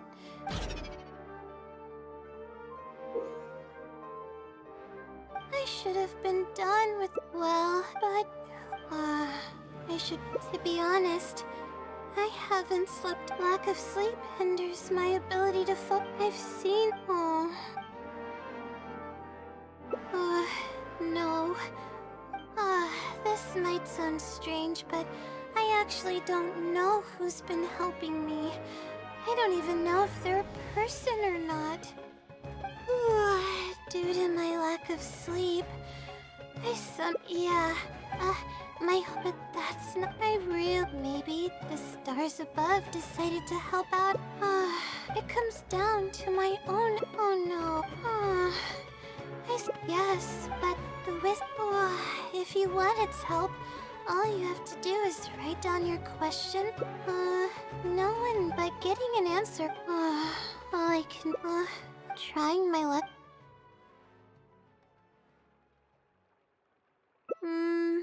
You're right. But what do we do from here? I can't just go back and start packing to leave.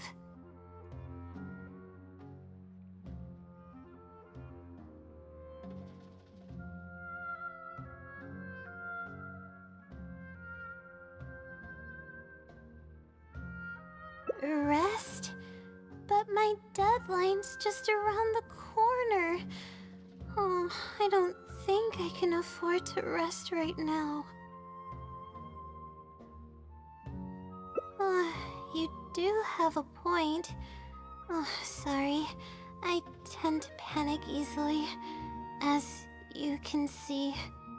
Then how should I rest? I definitely won't be able to sleep. As soon as I close my eyes, all kinds of thoughts start floating into my head.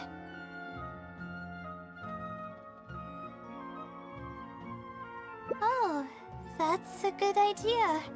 A cup of coffee might help clear my head. Let's go.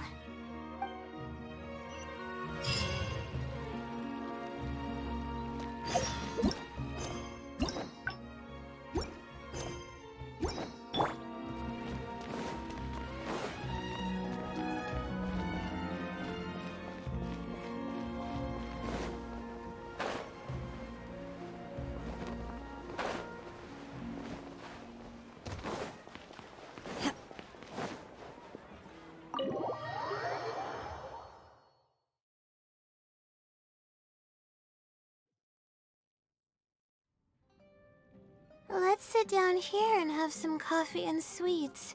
It'll help me put my thoughts together. No. We're here to rest. My problems will have to wait for now. Oh, hey, Layla. Huh? I'm one of Layla's classmates. I just came by to say hi. We just submitted our theses and we're totally beat. Everyone will be meeting here to celebrate. Seeing how relaxed you look, you must have already had your thesis finished ages ago. Oh, no, I'm actually having a lot of trouble with it. You say that every time we talk, but you've never missed a deadline. Not only that, your papers are always well-written and thorough. Your advisor is constantly praising your work. Yet you're always going around saying stuff like, I can't make it, I don't understand, I'm super worried. That kind of talk doesn't reflect your work at all, you know. Well,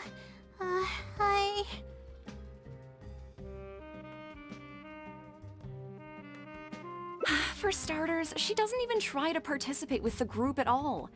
It's one thing that she's not willing to help us, but she doesn't even bother showing up for our discussion meetings. Every time we come to see her, she looks out of sorts and on the verge of a breakdown. It's not like we can't finish our own theses without her, but no one wants to always see her this way. I know. Sorry.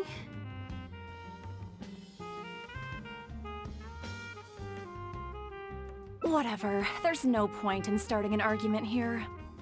If you think she can justify her behavior, then that's your opinion. Thanks for standing up for me. I really want to help the others, but most of the time I'm barely scraping by myself. There's very little I can help with.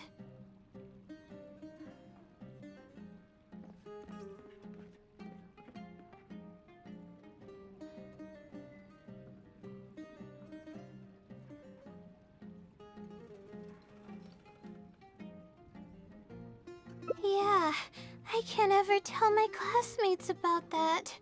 I'd be a mess if they ever reported it to my advisor.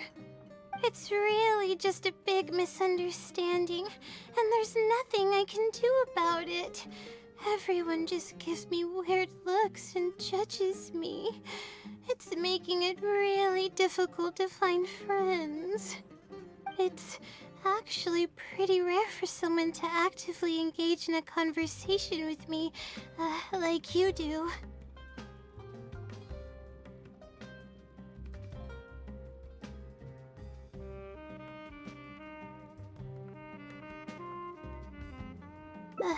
Huh? What do you mean? Yeah, that's exactly it. Seems you know just as well as I do. The thing is, I'm terrible under pressure. That's just my nature. Even the thought of everyone's expectations back home is enough to make me feel nervous. And the more nervous I get, the worse things become around me. Take what Munira just said, for example. I don't think I'll be able to get it out of my mind for the entire day. That means I won't be able to relax at all today.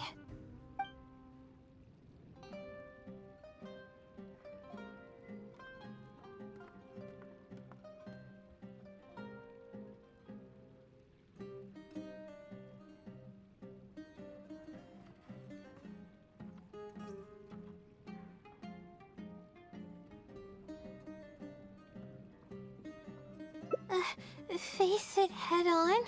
What should I do? Do you really think I can?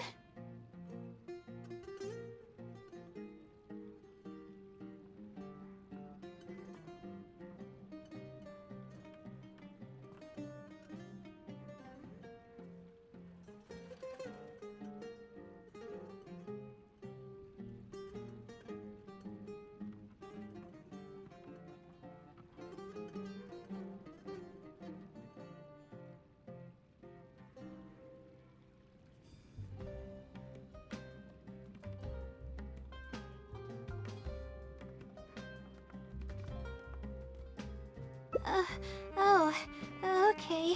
I've got a pen and paper with me. Let me go through them real quick. The theory sections are pretty much finished. I'll be able to finish organizing the rest on my own. As of now, I'm missing crucial observation data. I need the results of an observation to validate the conclusion of my thesis. And then there's the preparation for my thesis defense. I'll need to mentally prepare. What? You want to help me with my thesis? Thank you. Thank you so much. I don't even know how to show you my gratitude.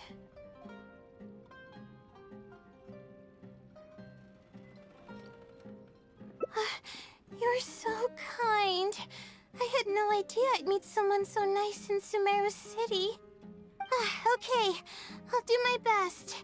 It's the least I can do, considering everything you've already done for me. First on the list is the experiment to get observational data. I actually had it all planned out several days ago and even borrowed a celestial globe from a Mahamata. However, the weather was rainy every single day after I borrowed it, and I was unable to compare the night sky against the celestial globe.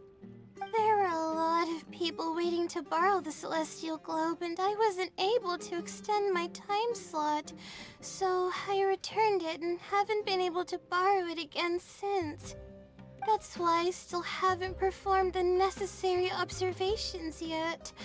I don't know what to do.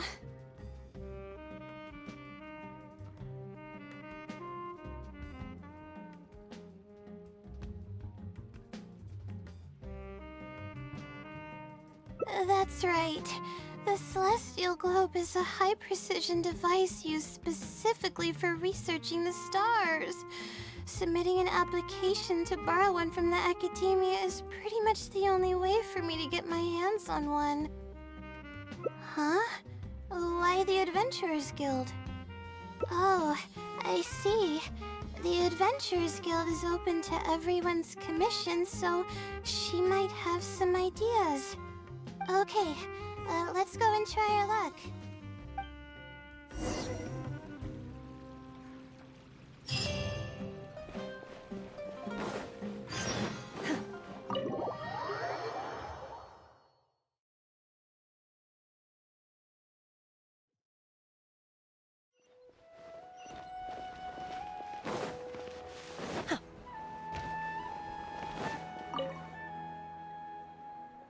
Ad Astra Abyssosque. Welcome to the Adventurers Guild. How can I help you today? I'd like to... I have a commission. It's kinda strange. How should I put this? Right. Equipment at the academia is in very high demand, and we aren't able to borrow one now. We were hoping someone else might have something similar that we could use. I don't know anything about astrology, so I'm afraid I'm unfamiliar with the device you are looking for. However, one of our requesters happens to be an astrology enthusiast.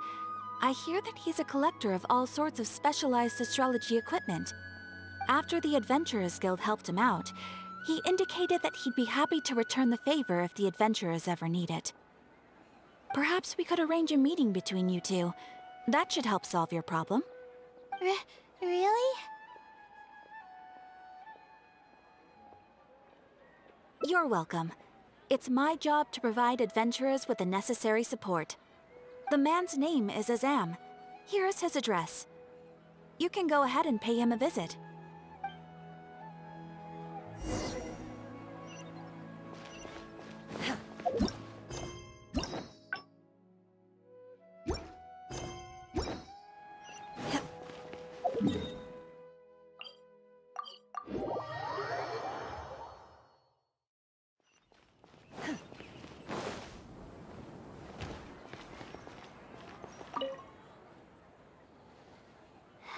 Hello, are you Azam? Yes, I am. How may I help you? Ah, I see. Well, if it's a request from an adventurer, then I'll be happy to help you. I just so happen to have the device that you're looking for. Let me fetch it and show you, just to be sure. Yes, this is it. Thank you so much. Sorry. I didn't mean to interrupt you. I just got a little excited. Please go ahead. To be honest, judging by what stands before me, I find it very hard to believe that you're an astute Ratawahist student. Well... Astrology is a hobby of mine, and these devices have cost me both time and mora to collect. I cherish them as if they were members of my own family. Which is why I don't let just anyone borrow them on a whim. These devices are delicate and can easily be damaged if used inappropriately. Oh, that's completely understandable. What can I do to better gain your trust? How about this? I don't need a deposit or anything, but I'd like you to share the contents of your research with me. I'll ask you some questions. If your explanation proves satisfactory, then I'll lend you the device. Share the contents of my research and answer questions?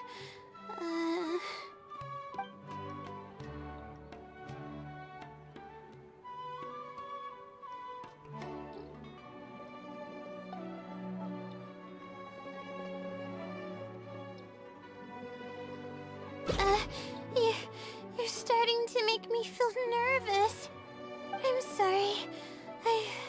a little dizzy.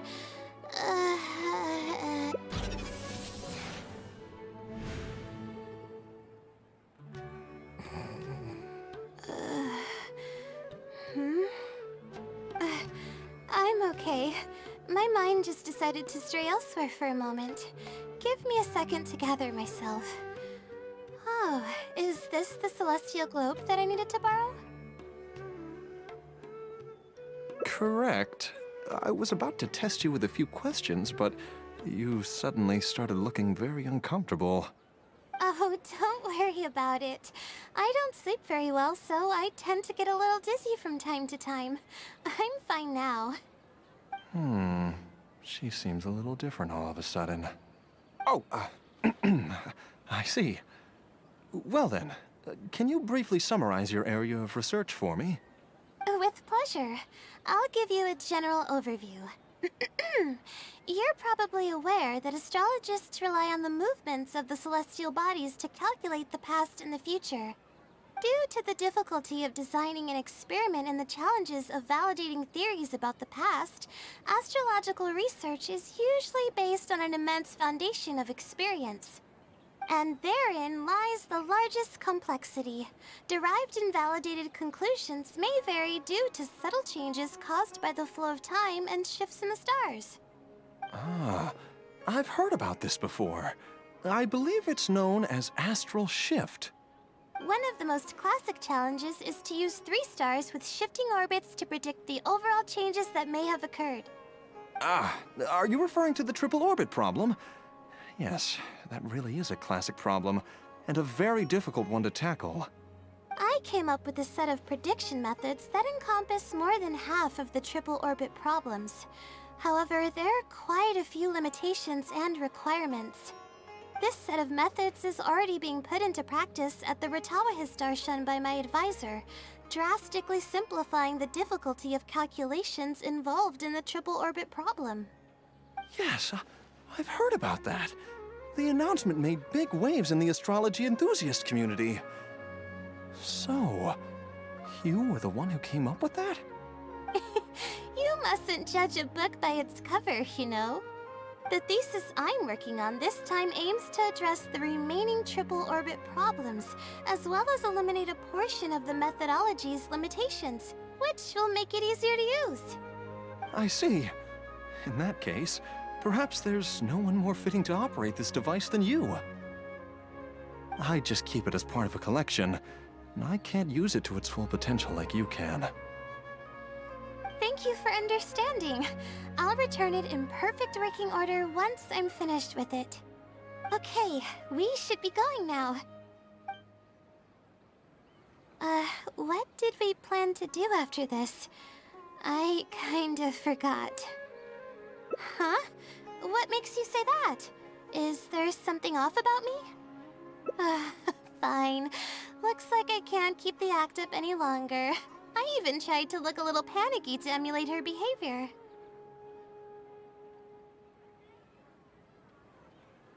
I suppose that is what she's been calling me. With her long-term sleep deprivation, whenever her anxiety peaks, she loses consciousness and I take over.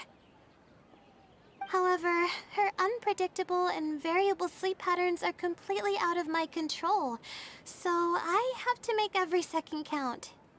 There's no one willing to help her here, so I have to step in. I am rather curious about you, though. Why are you trying to help her? Really? That's great. You're helping with all the things that I used to do for her. Seems like you've given her a boost of confidence with your encouragement. She's only steps away from the finish line. She's already made a lot of progress, so there's no need to push too hard now. Anyway, what's the plan from here? I see. Well, it wouldn't be of any help if I practiced for her, but I'll leave some notes that should come in handy. Come on, let's go back to the House of Dana to make preparations. You'll have to tell her later when she wakes up.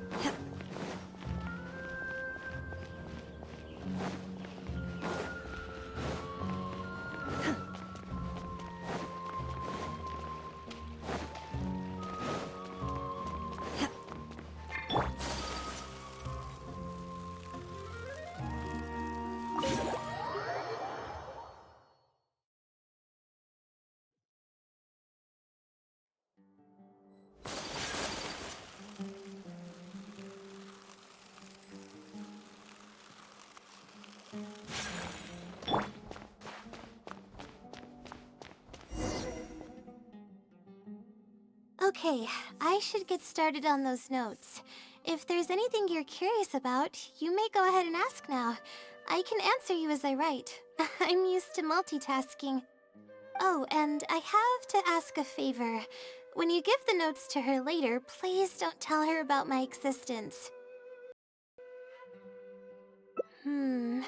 Well, she's always been in a fragile state. If she knew that there was another Layla who's always taking care of everything, she might feel like everything she's ever worked for is pointless, and that could lead to some demoralizing thoughts. She's a resilient girl, but no matter how resilient she may be, no one can hold up to criticism and torment from themselves. If her condition grows any worse, it's possible that I might cease to exist as well.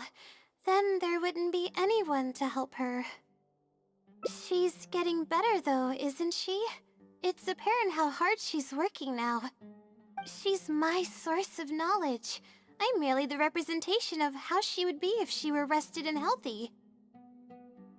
I believe that she's one of the best, even in a place like the academia where geniuses come by the handful. But growth is a process and shouldn't be rushed. I will always believe in and support her. Believe me, even if she were to end up at rock bottom, she'd find a way to somehow laugh it off as one of her silly mistakes and climb her way out. That's the kind of person she is. Alright, I've written down all the possibilities I think the advisors might ask. Next, I'll put together a few words of encouragement for her. I'm not going to sign it, obviously. Oh, and don't forget about our agreement.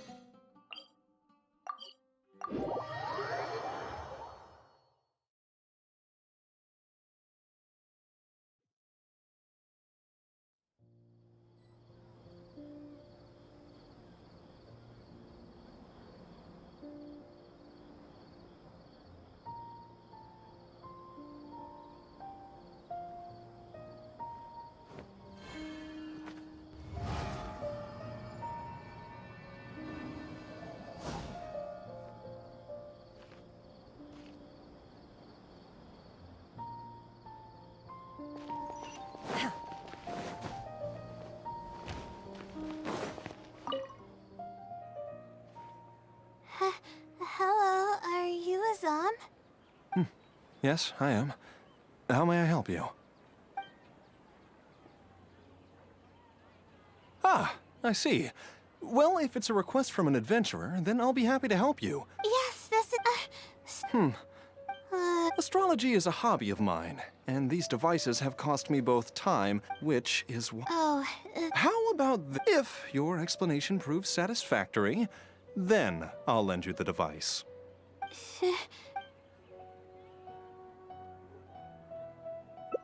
Alright. Yes, that... You're probably aware that astrologists rely on the movements of celestial bodies to calculate the past and the future, as well as attempt to summarize the correlating principles, correct? Of course. This is the basic principle of astrology.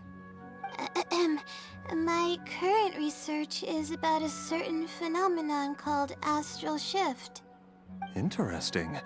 That's not a topic any ordinary person would be familiar with. I have a basic understanding of the concept, but I'd like to hear you explain it. Okay. Well, in short, it means that the results derived from astrology are prone to change. As time continues to flow, the stars change and everything else becomes affected by this change. However, what's actually driving the change is what's worth investigating. I think that it might just be another law of nature. If the changes follow a certain pattern or routine, then it could be explained as some law. But the changes are manifold, even when considering just a single star. The changes could be resulting from a simple single orbit shift, or it could be a more complex double orbit, or even a triple or quadruple orbit shift. These phenomena have a dramatic effect on astrological conclusions. What I'm working on now is the research and prediction of the triple orbit shift phenomenon. Triple orbit? By yourself? Yes. That's right.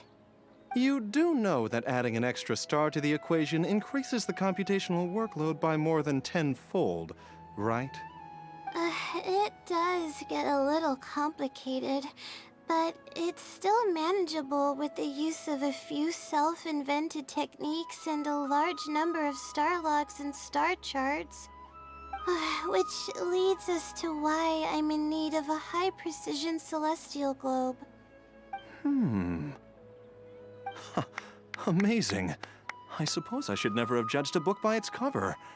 I thought you were just trying to half-heartedly deal with some school assignment. Do I really look like that sort of person? Don't worry. I'm just joking. I was a little cautious at first, but now I trust you completely. It would make me extremely happy if my collection could assist a researcher in achieving tangible results. Just make sure you return it to me once you're done.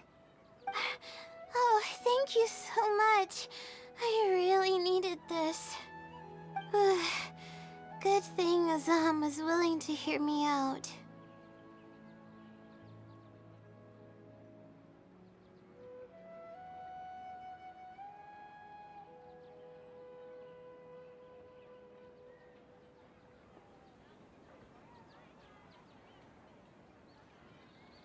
Really?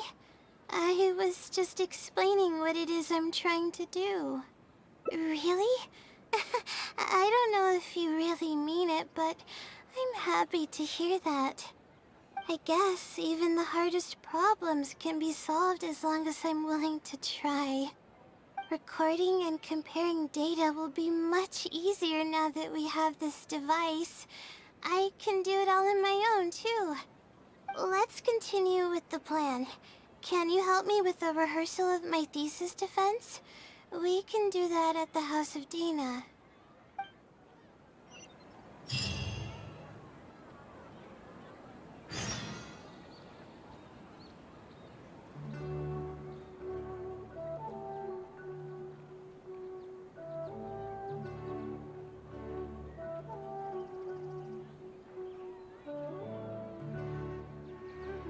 The assumption that every person has somewhere to call home is naive.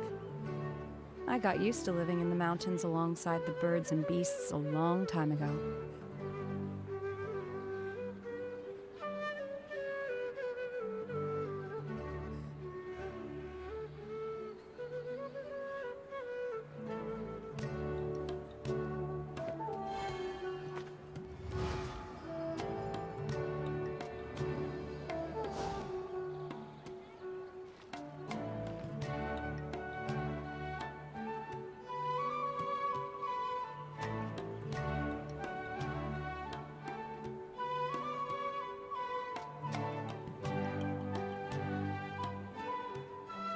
My pole arm doesn't distinguish friend from foe, and there is clearly a limit to the red rope's power. That's why I loathe crowded areas.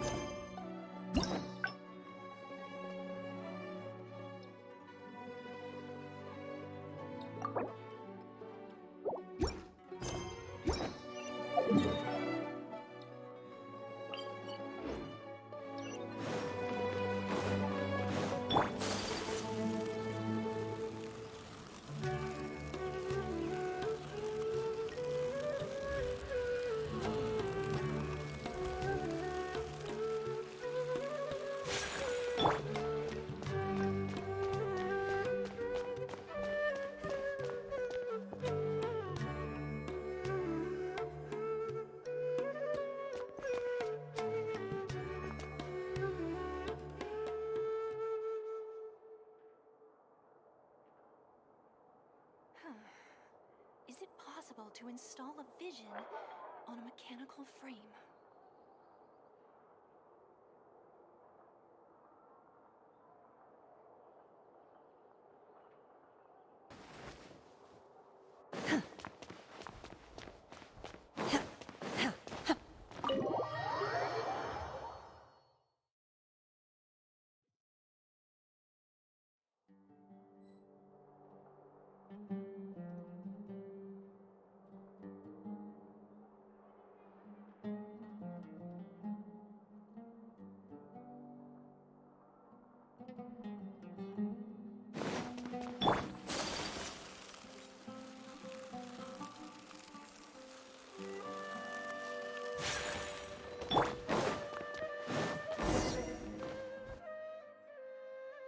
This seems like the best spot to do this.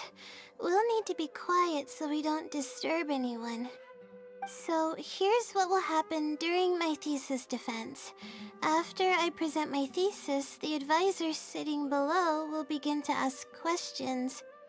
Theoretically, I should be able to answer any questions related to my thesis. However, I tend to get really nervous when my advisors look at me, and I end up completely forgetting what I plan to say. That's why I want to rehearse and practice presenting my points in front of someone.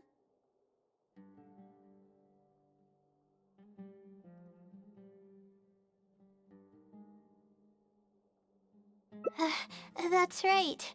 You should have gotten the gist of the content of my thesis when I was explaining it earlier, so ask away. It's okay if your questions are a little off. I'll still treat them as real questions from an advisor and answer seriously.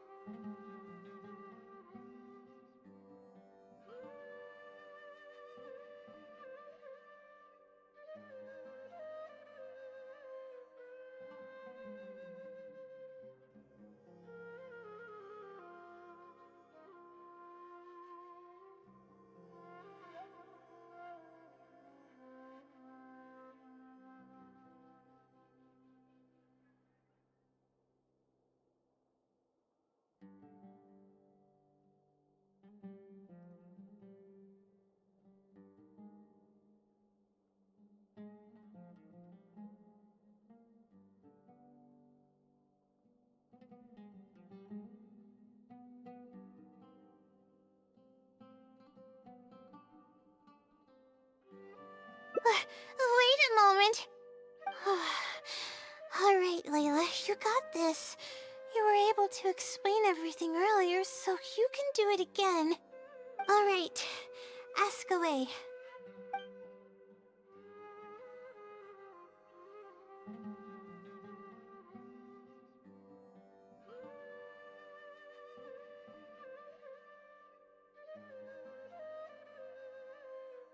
Sure. The direction of this research is based on the results of previous research. It's about the feasibility of applying my methodologies to the remaining triple orbit problems. Based on a sample size of 124 cases, we could only achieve approximately 60% accuracy. The results were not reliable enough to be implemented as a law. You can see the common traits of the erroneous samples on page 3. Excuse me, I mean from the star logs in the appendix. It's clear that in each of the erroneous samples, one of the stars underwent a significant shift. This means that, we not only need to limit the number of stars, but we may also need to consider the degree of shift when applying triple orbit shift algorithms.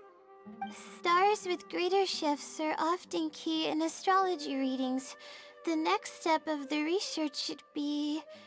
the next step should be to identify the feasible thresholds of shift for applying our calculations. And that's my answer to your question. Do you have any other questions?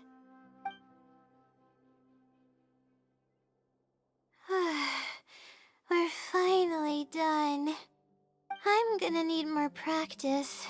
I can feel myself getting flustered, and I start to stumble whenever I'm asked questions that I'm unfamiliar with.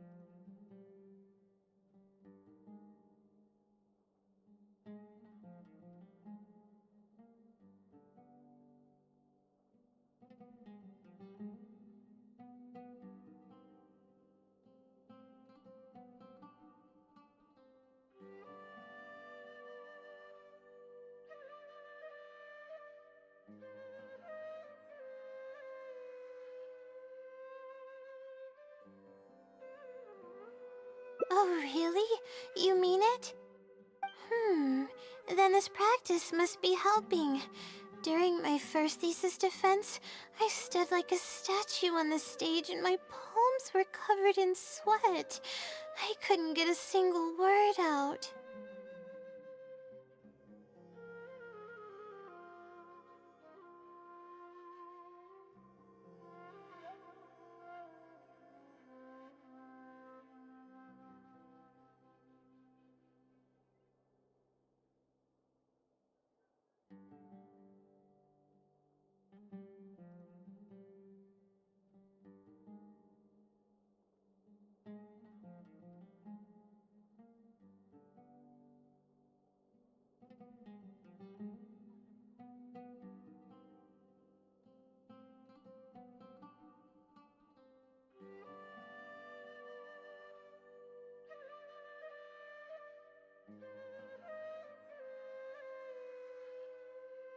I didn't even realize it, but you're right.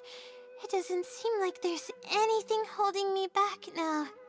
I guess that means I'm capable of completing the thesis all on my own. I can hardly believe it. This is amazing. Oh, I'm sorry. It's just that I'm really excited. This is the first time this has happened, really. I'm so happy.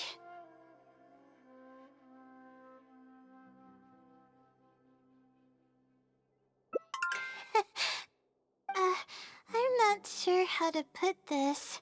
I'm really happy about everything that's happened, but I'm also feeling a little sad. I still don't know anything about the blessing from the stars. Will it never happen again since I don't need its help anymore? That somehow makes me feel a little... lonely. Yeah, it almost makes the blessing feel like it was just a tool used for my studies, no? But I would really like to discover what the blessing actually is, if I ever get the chance. I want to express my gratitude for it, or better yet, maybe we could be friends. That's basically how I feel about it. Even if I know nothing about the blessing, I could still feel its companionship all along. It's almost like how you helped me. I really cherish and appreciate it. After all, it wouldn't be right to take such blessings for granted in our lives. That's good. I hope it's a little more satisfied with the way I am now.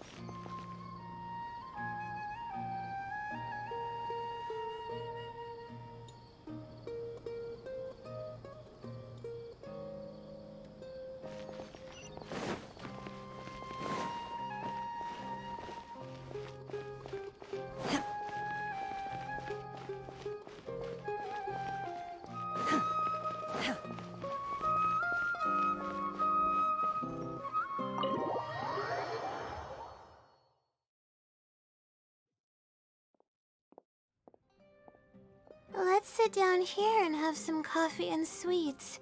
It'll help me put my thoughts together. No. We're here to rest. My problems will have to wait for now. Oh, hey, Layla. Huh? I'm one of Layla's classmates. I just came by to say hi. We just submitted our seeing how relaxed. Oh. You say that, yet you're always going. Well, For starters, she doesn't even try to participate with the group at all. It's one thing that she's not willing to help us, but she doesn't even bother showing up for our discussion meetings. Every time we come to see her, she looks out of sorts and on the verge of a breakdown. It's not like we can't finish our own theses without her, but no one wants to always see her this way. I know. Whatever, there's no point. If you think she can justify her behavior... I really want to help the other. Yeah, it's real. It's actually. Huh? What do you mean? The thing is, I'm terrible under pressure. That's just my nature. Even the thought of everyone's expectations back home is enough to make me feel nervous. And the more nervous I get, the worse things become around me. Take what Munira just said, for example. I don't think I'll be able to get it out of my mind for the entire day. That means I won't be able to relax at all today.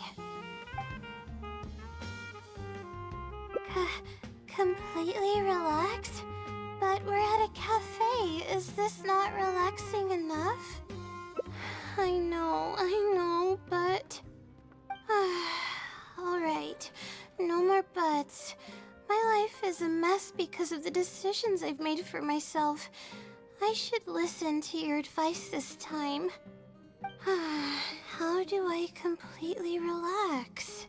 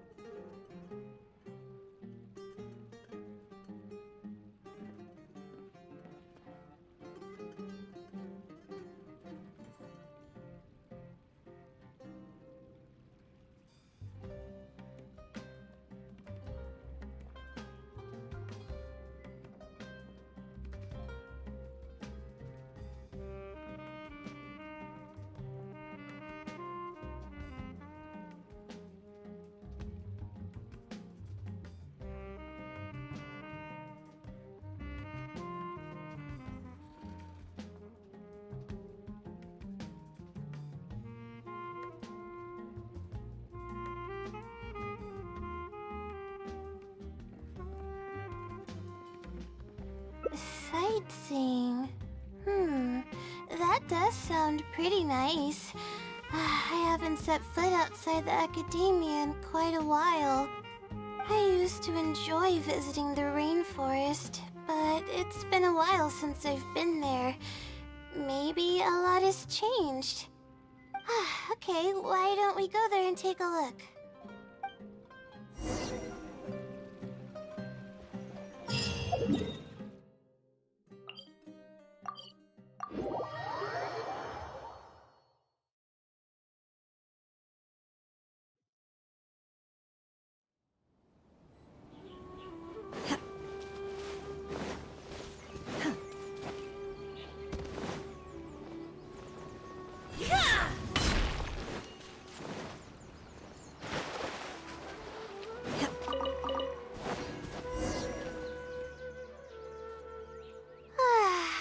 Even the air here feels more relaxing. I just want to forget about the thesis altogether. I'm just kidding. Knowing me, I'd only be able to forget about it for a little while. This doesn't count as trying to avoid my problems, does it?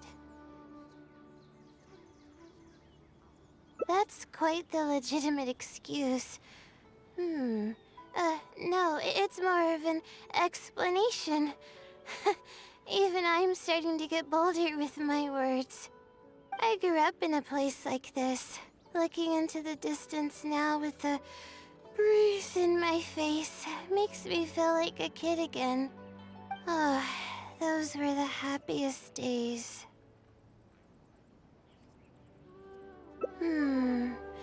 I had a bunch of friends back then, and we would go pick wild berries in the woods. No matter what ingredients we found, we would cook them over a fire, and whoever lost one of our games would have to eat all of it.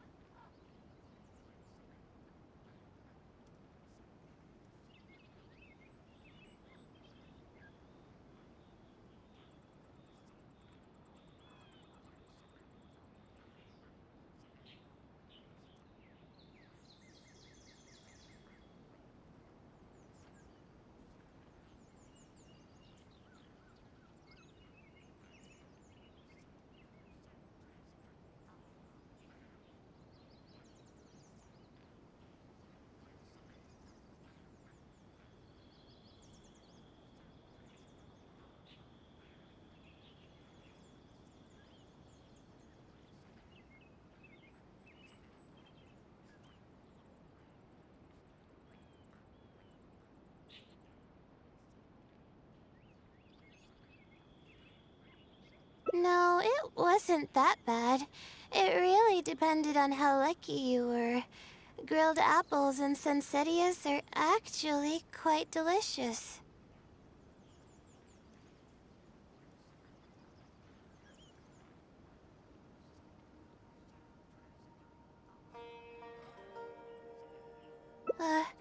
Sure. I haven't done that in ages. Let's go. Apples and zaytun peaches were the most popular fruits back then. Oh, and of course, grilled fish is delicious too. Oh, fish skin releases oils while cooking, which drip into the fire and cause it to burn even brighter.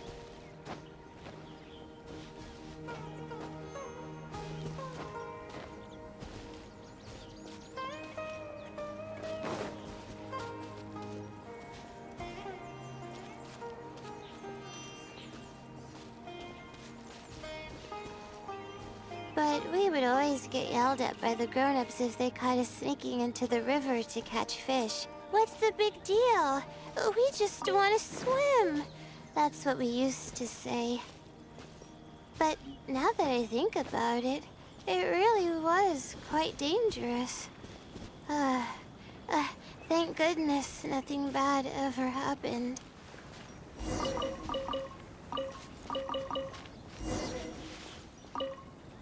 I think we found enough now, don't you?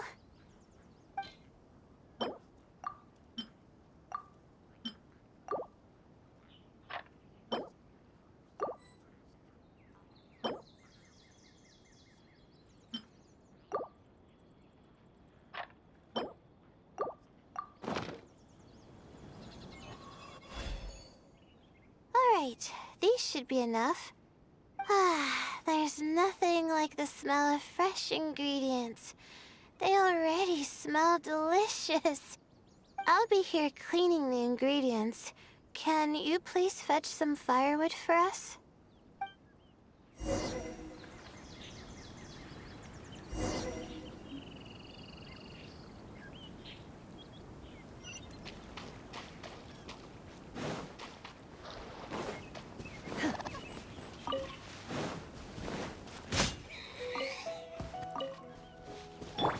You had your chance. Here. Take your true form! My apologies.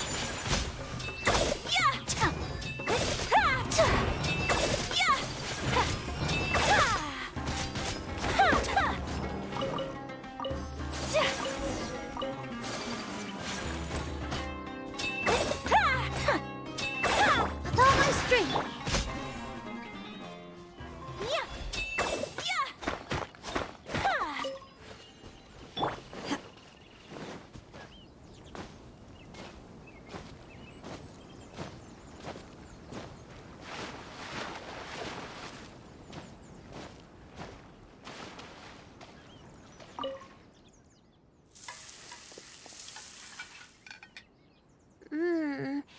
Fresh food is the best.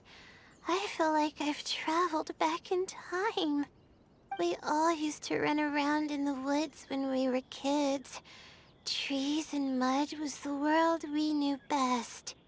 It doesn't matter how long I'm away from the forest, I won't ever forget the feeling of running through the trees. Oh, how about you? Can you relate to that feeling? It's almost like not knowing the world will change or ever expecting it to change. Whatever the case, it's a very warm feeling. In the end, I passed the admissions exam, and the life I had led came to an abrupt end. Later, as I sat in a lecture at the academia, my mind started to wander and I began to think about home. It was then that I realized how long it had been since I went back.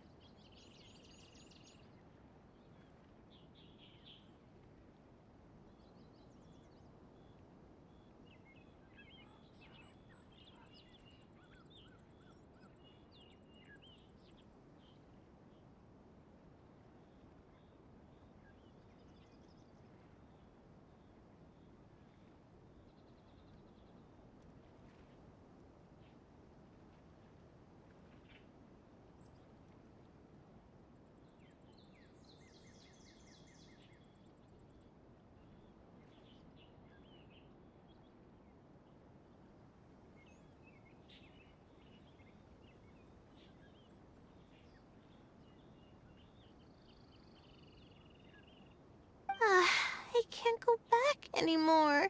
And other similar thoughts started to come to mind.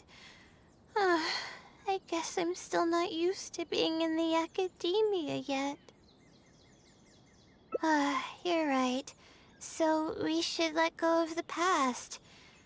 I suppose this is also part of growing up. But reminiscing about the carefree life of being a kid sure works wonders for the mind. You start missing those moments once you leave them behind, and that's part of moving forward. From now on, I'd like to cherish every single day of my life, even when it's not the smoothest of rides.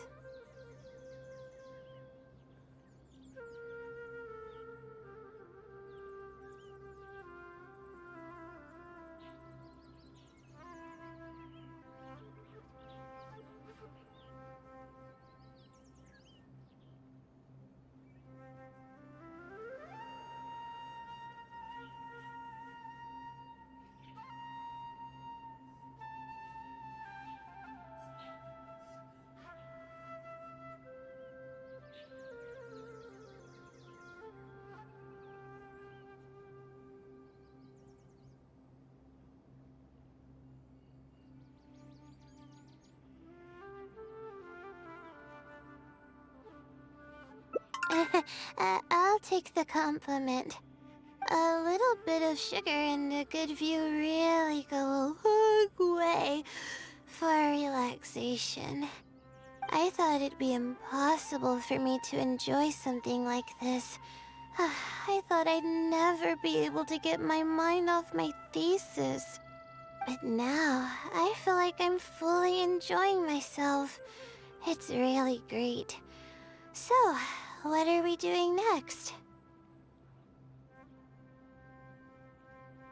You're right. I've been doing research for so long that I'm used to having a certain routine. A carefree stroll. I like the sound of that.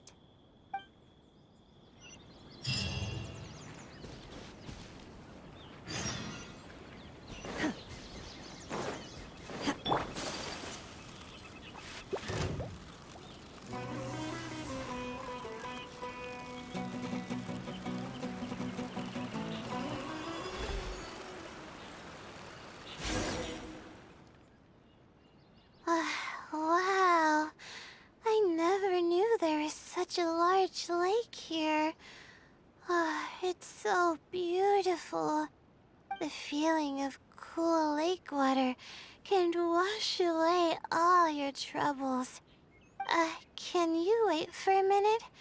I'd like to wash my face. I think it'd be refreshing. A swim? I can't remember the last time I went swimming. I might not even know how to anymore. Okay.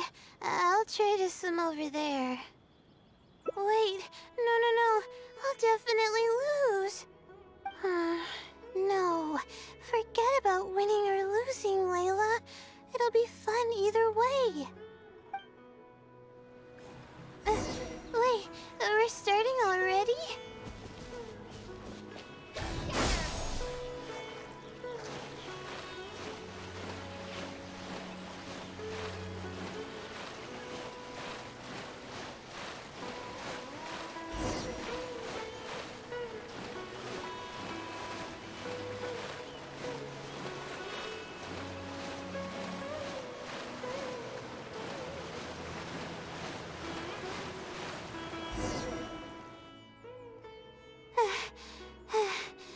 As expected, I lost. How would I be able to beat an adventure at something like this? Really? Among my childhood friends, I was considered one of the more athletic ones. But that's just like how I used to think that I had a gift for learning.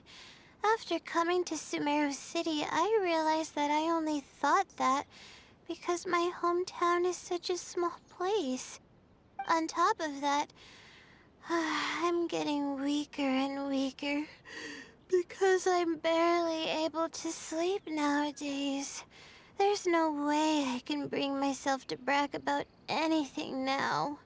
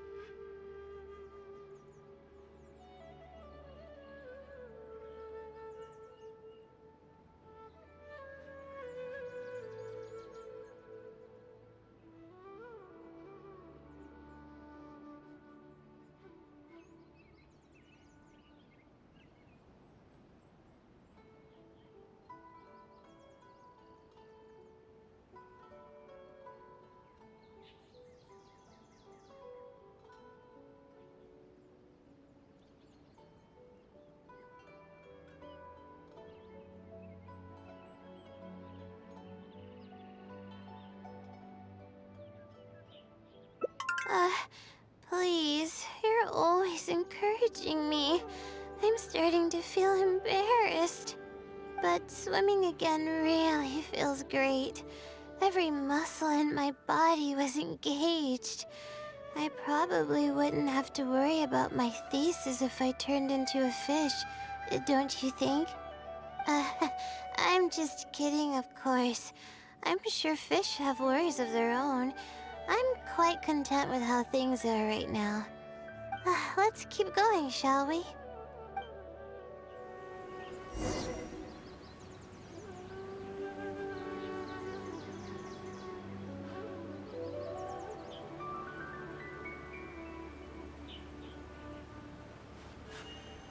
A blade embraces its duty, as a jeweler cherishes their gems.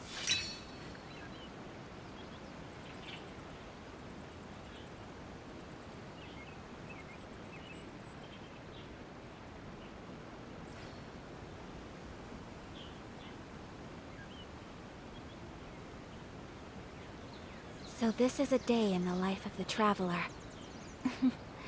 I'm learning more about you all the time.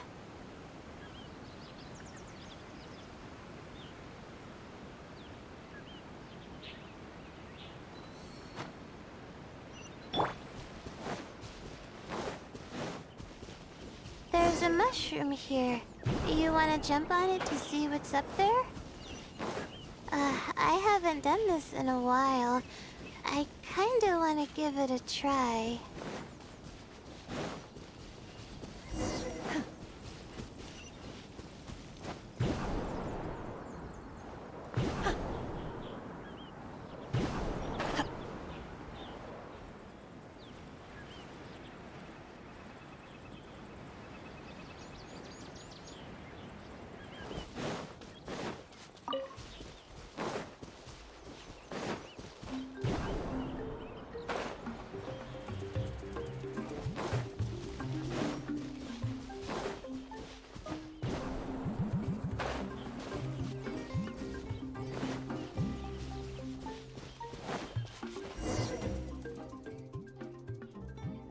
We've walked pretty far now, but I barely felt the time passing by. I've been staring at books in my thesis every day. I've forgotten how nice and happy life actually can be.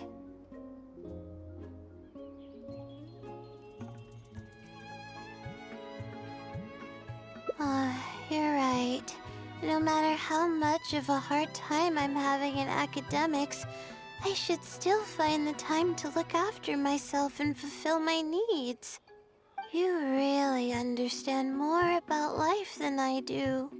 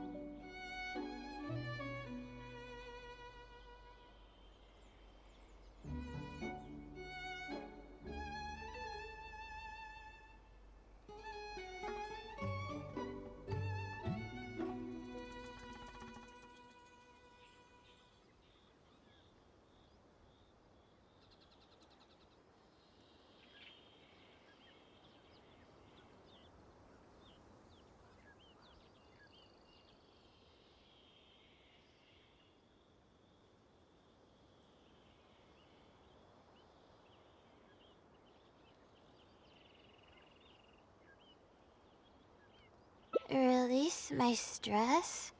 Oh, I see what you mean. Being at the top of a mountain really does make someone want to yell out loud. But it's a little uncivilized, isn't it?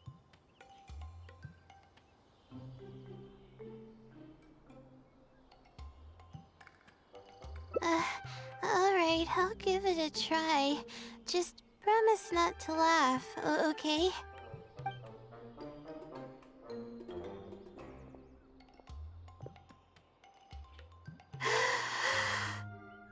Ah!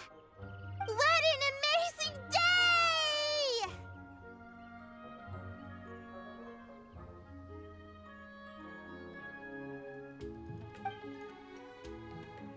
It feels like my entire body is bubbling with excitement after yelling like that. This happiness was so common as a child, but before I knew it, this feeling was buried in the bottom of my heart. It's getting late. Why don't we rest here for a while? I'll tell you some interesting astrology stuff when the stars come out. Oh, but it's alright if you don't want to listen to that kind of stuff. We can also tell jokes about life, or talk about anything you're interested in.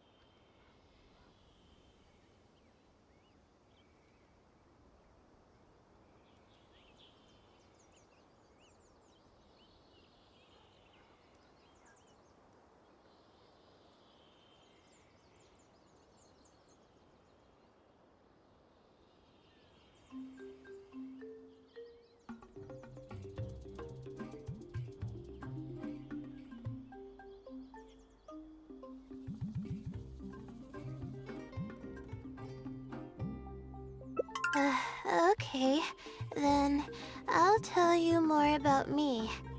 The only reason I ever chose to study astrology is because of how beautiful the stars are at night. That's all. My teacher told me that nature possesses a certain power that grants people an equal amount of kindness and fairness, regardless of the different talents they may possess. And that's why I wanted to call the kind person who's always helping me as the blessing from the stars. The stars in the sky are something that brings happiness to people. Everything about home is filled with purity and passion. My memories of that place are wonderful. I never want to forget them. If I were to ever discard anything so pure, I don't think I'd ever be able to find a place to anchor myself in the vast sea of knowledge.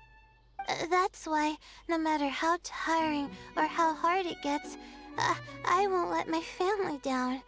They are already an important part of me.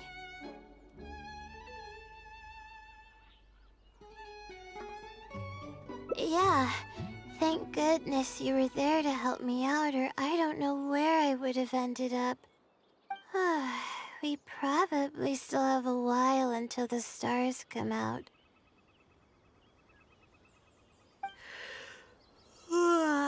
Only kids sit around like this, waiting for the stars to appear.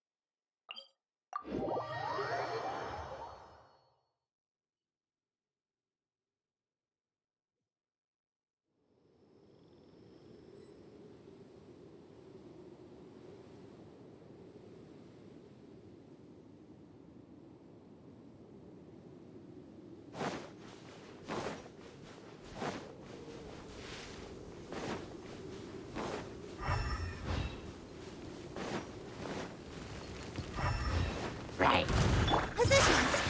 Providing cover fire! Take flight!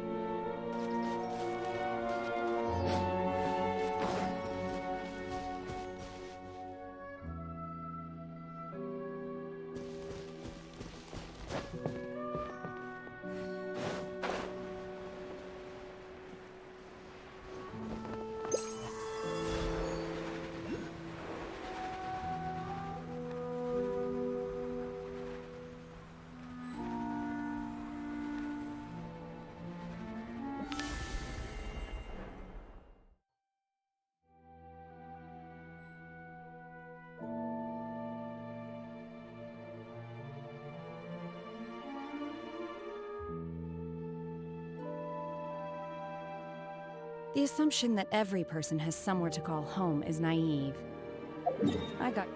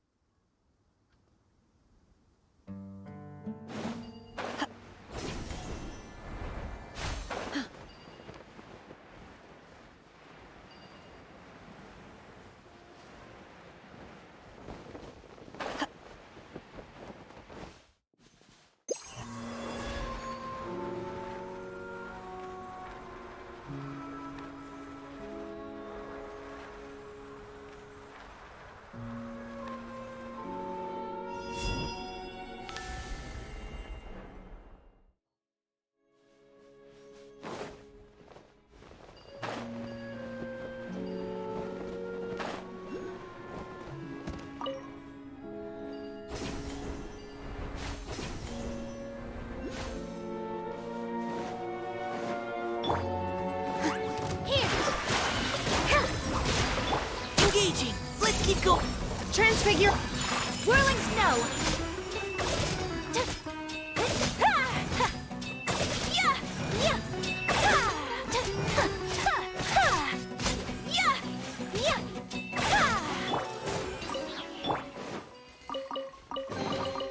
So, this is what the world considers to be treasure.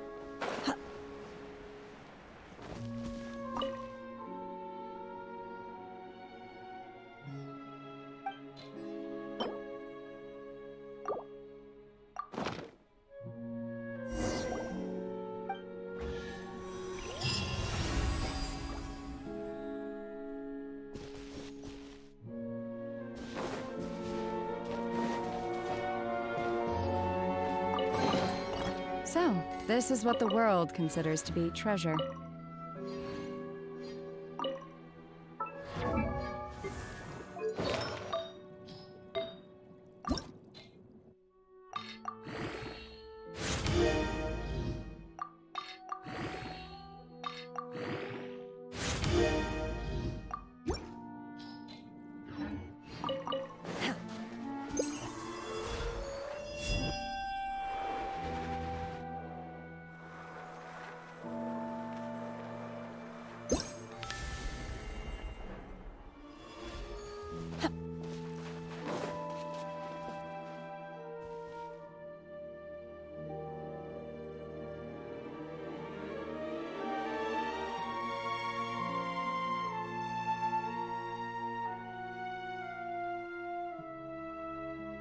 My po-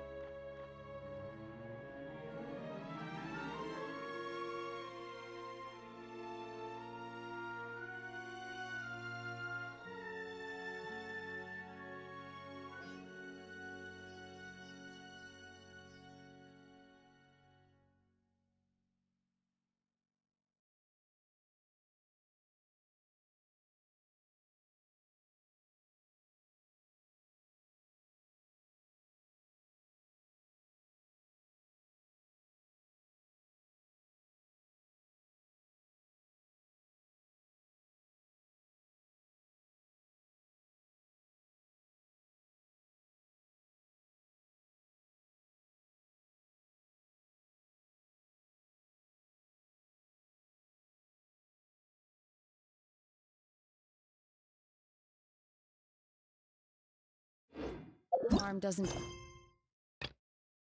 distinguish friend from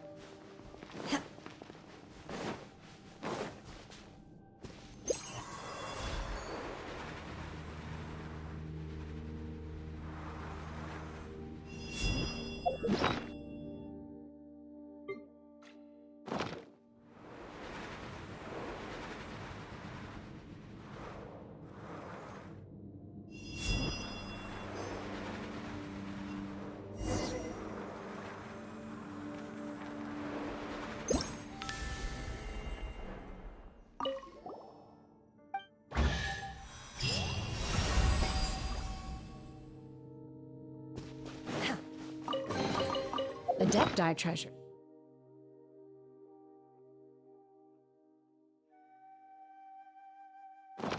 Have special powers. What about mortal ones?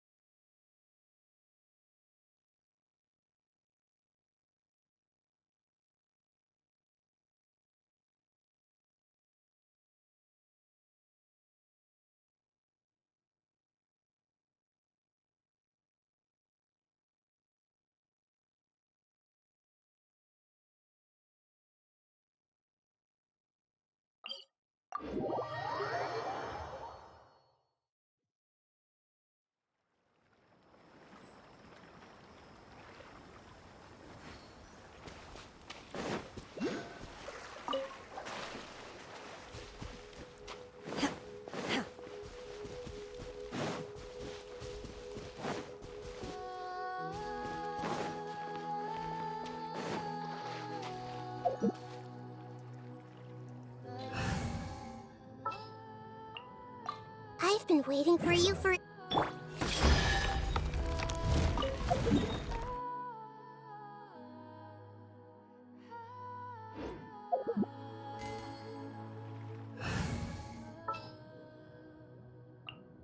I'll take...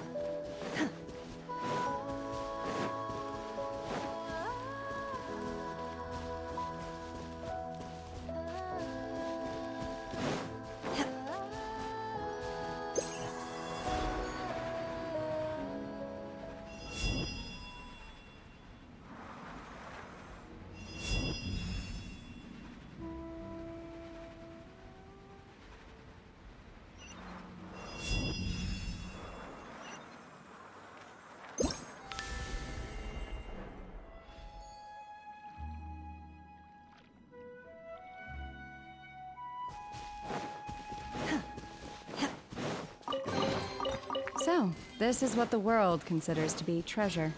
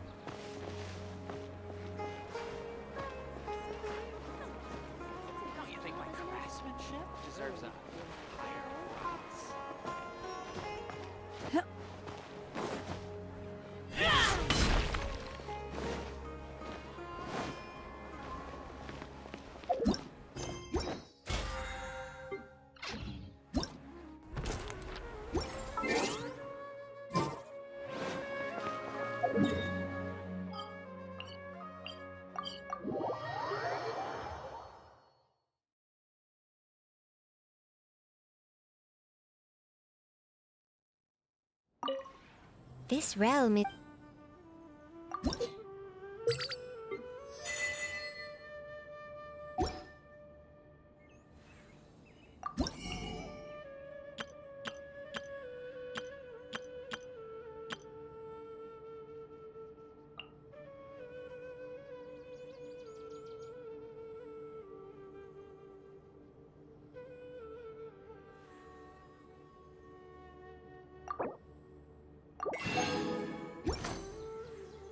If you ever...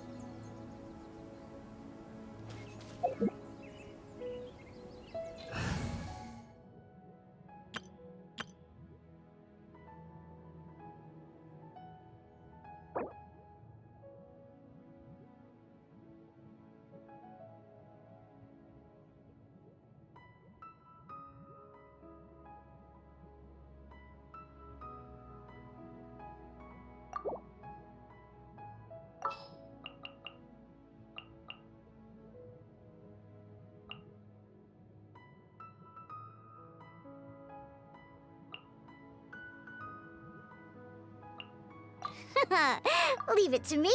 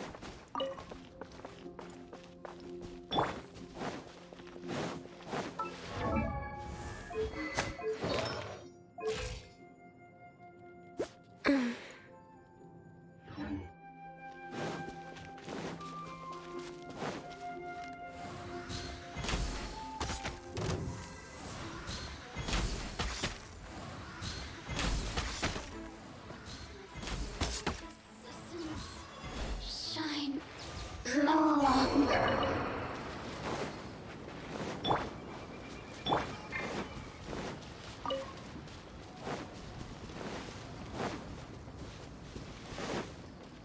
Next on the agenda.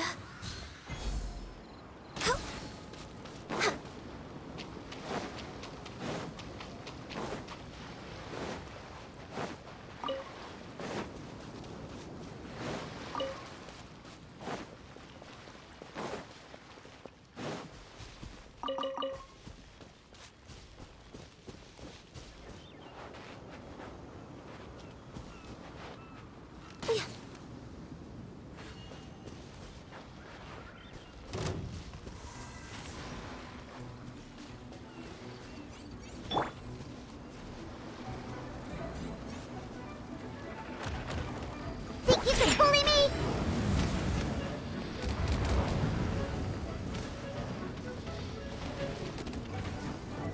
Can't handle your drink. No touching. This is long overdue. Clouds high. The birds call. One with nature.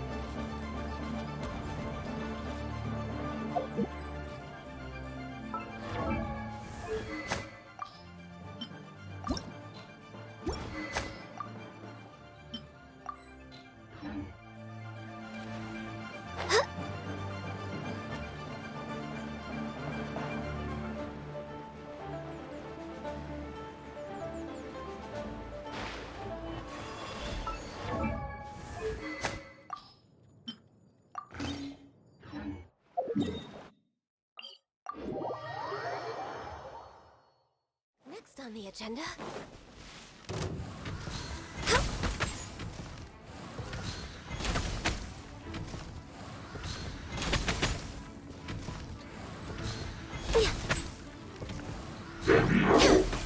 We're way behind schedule.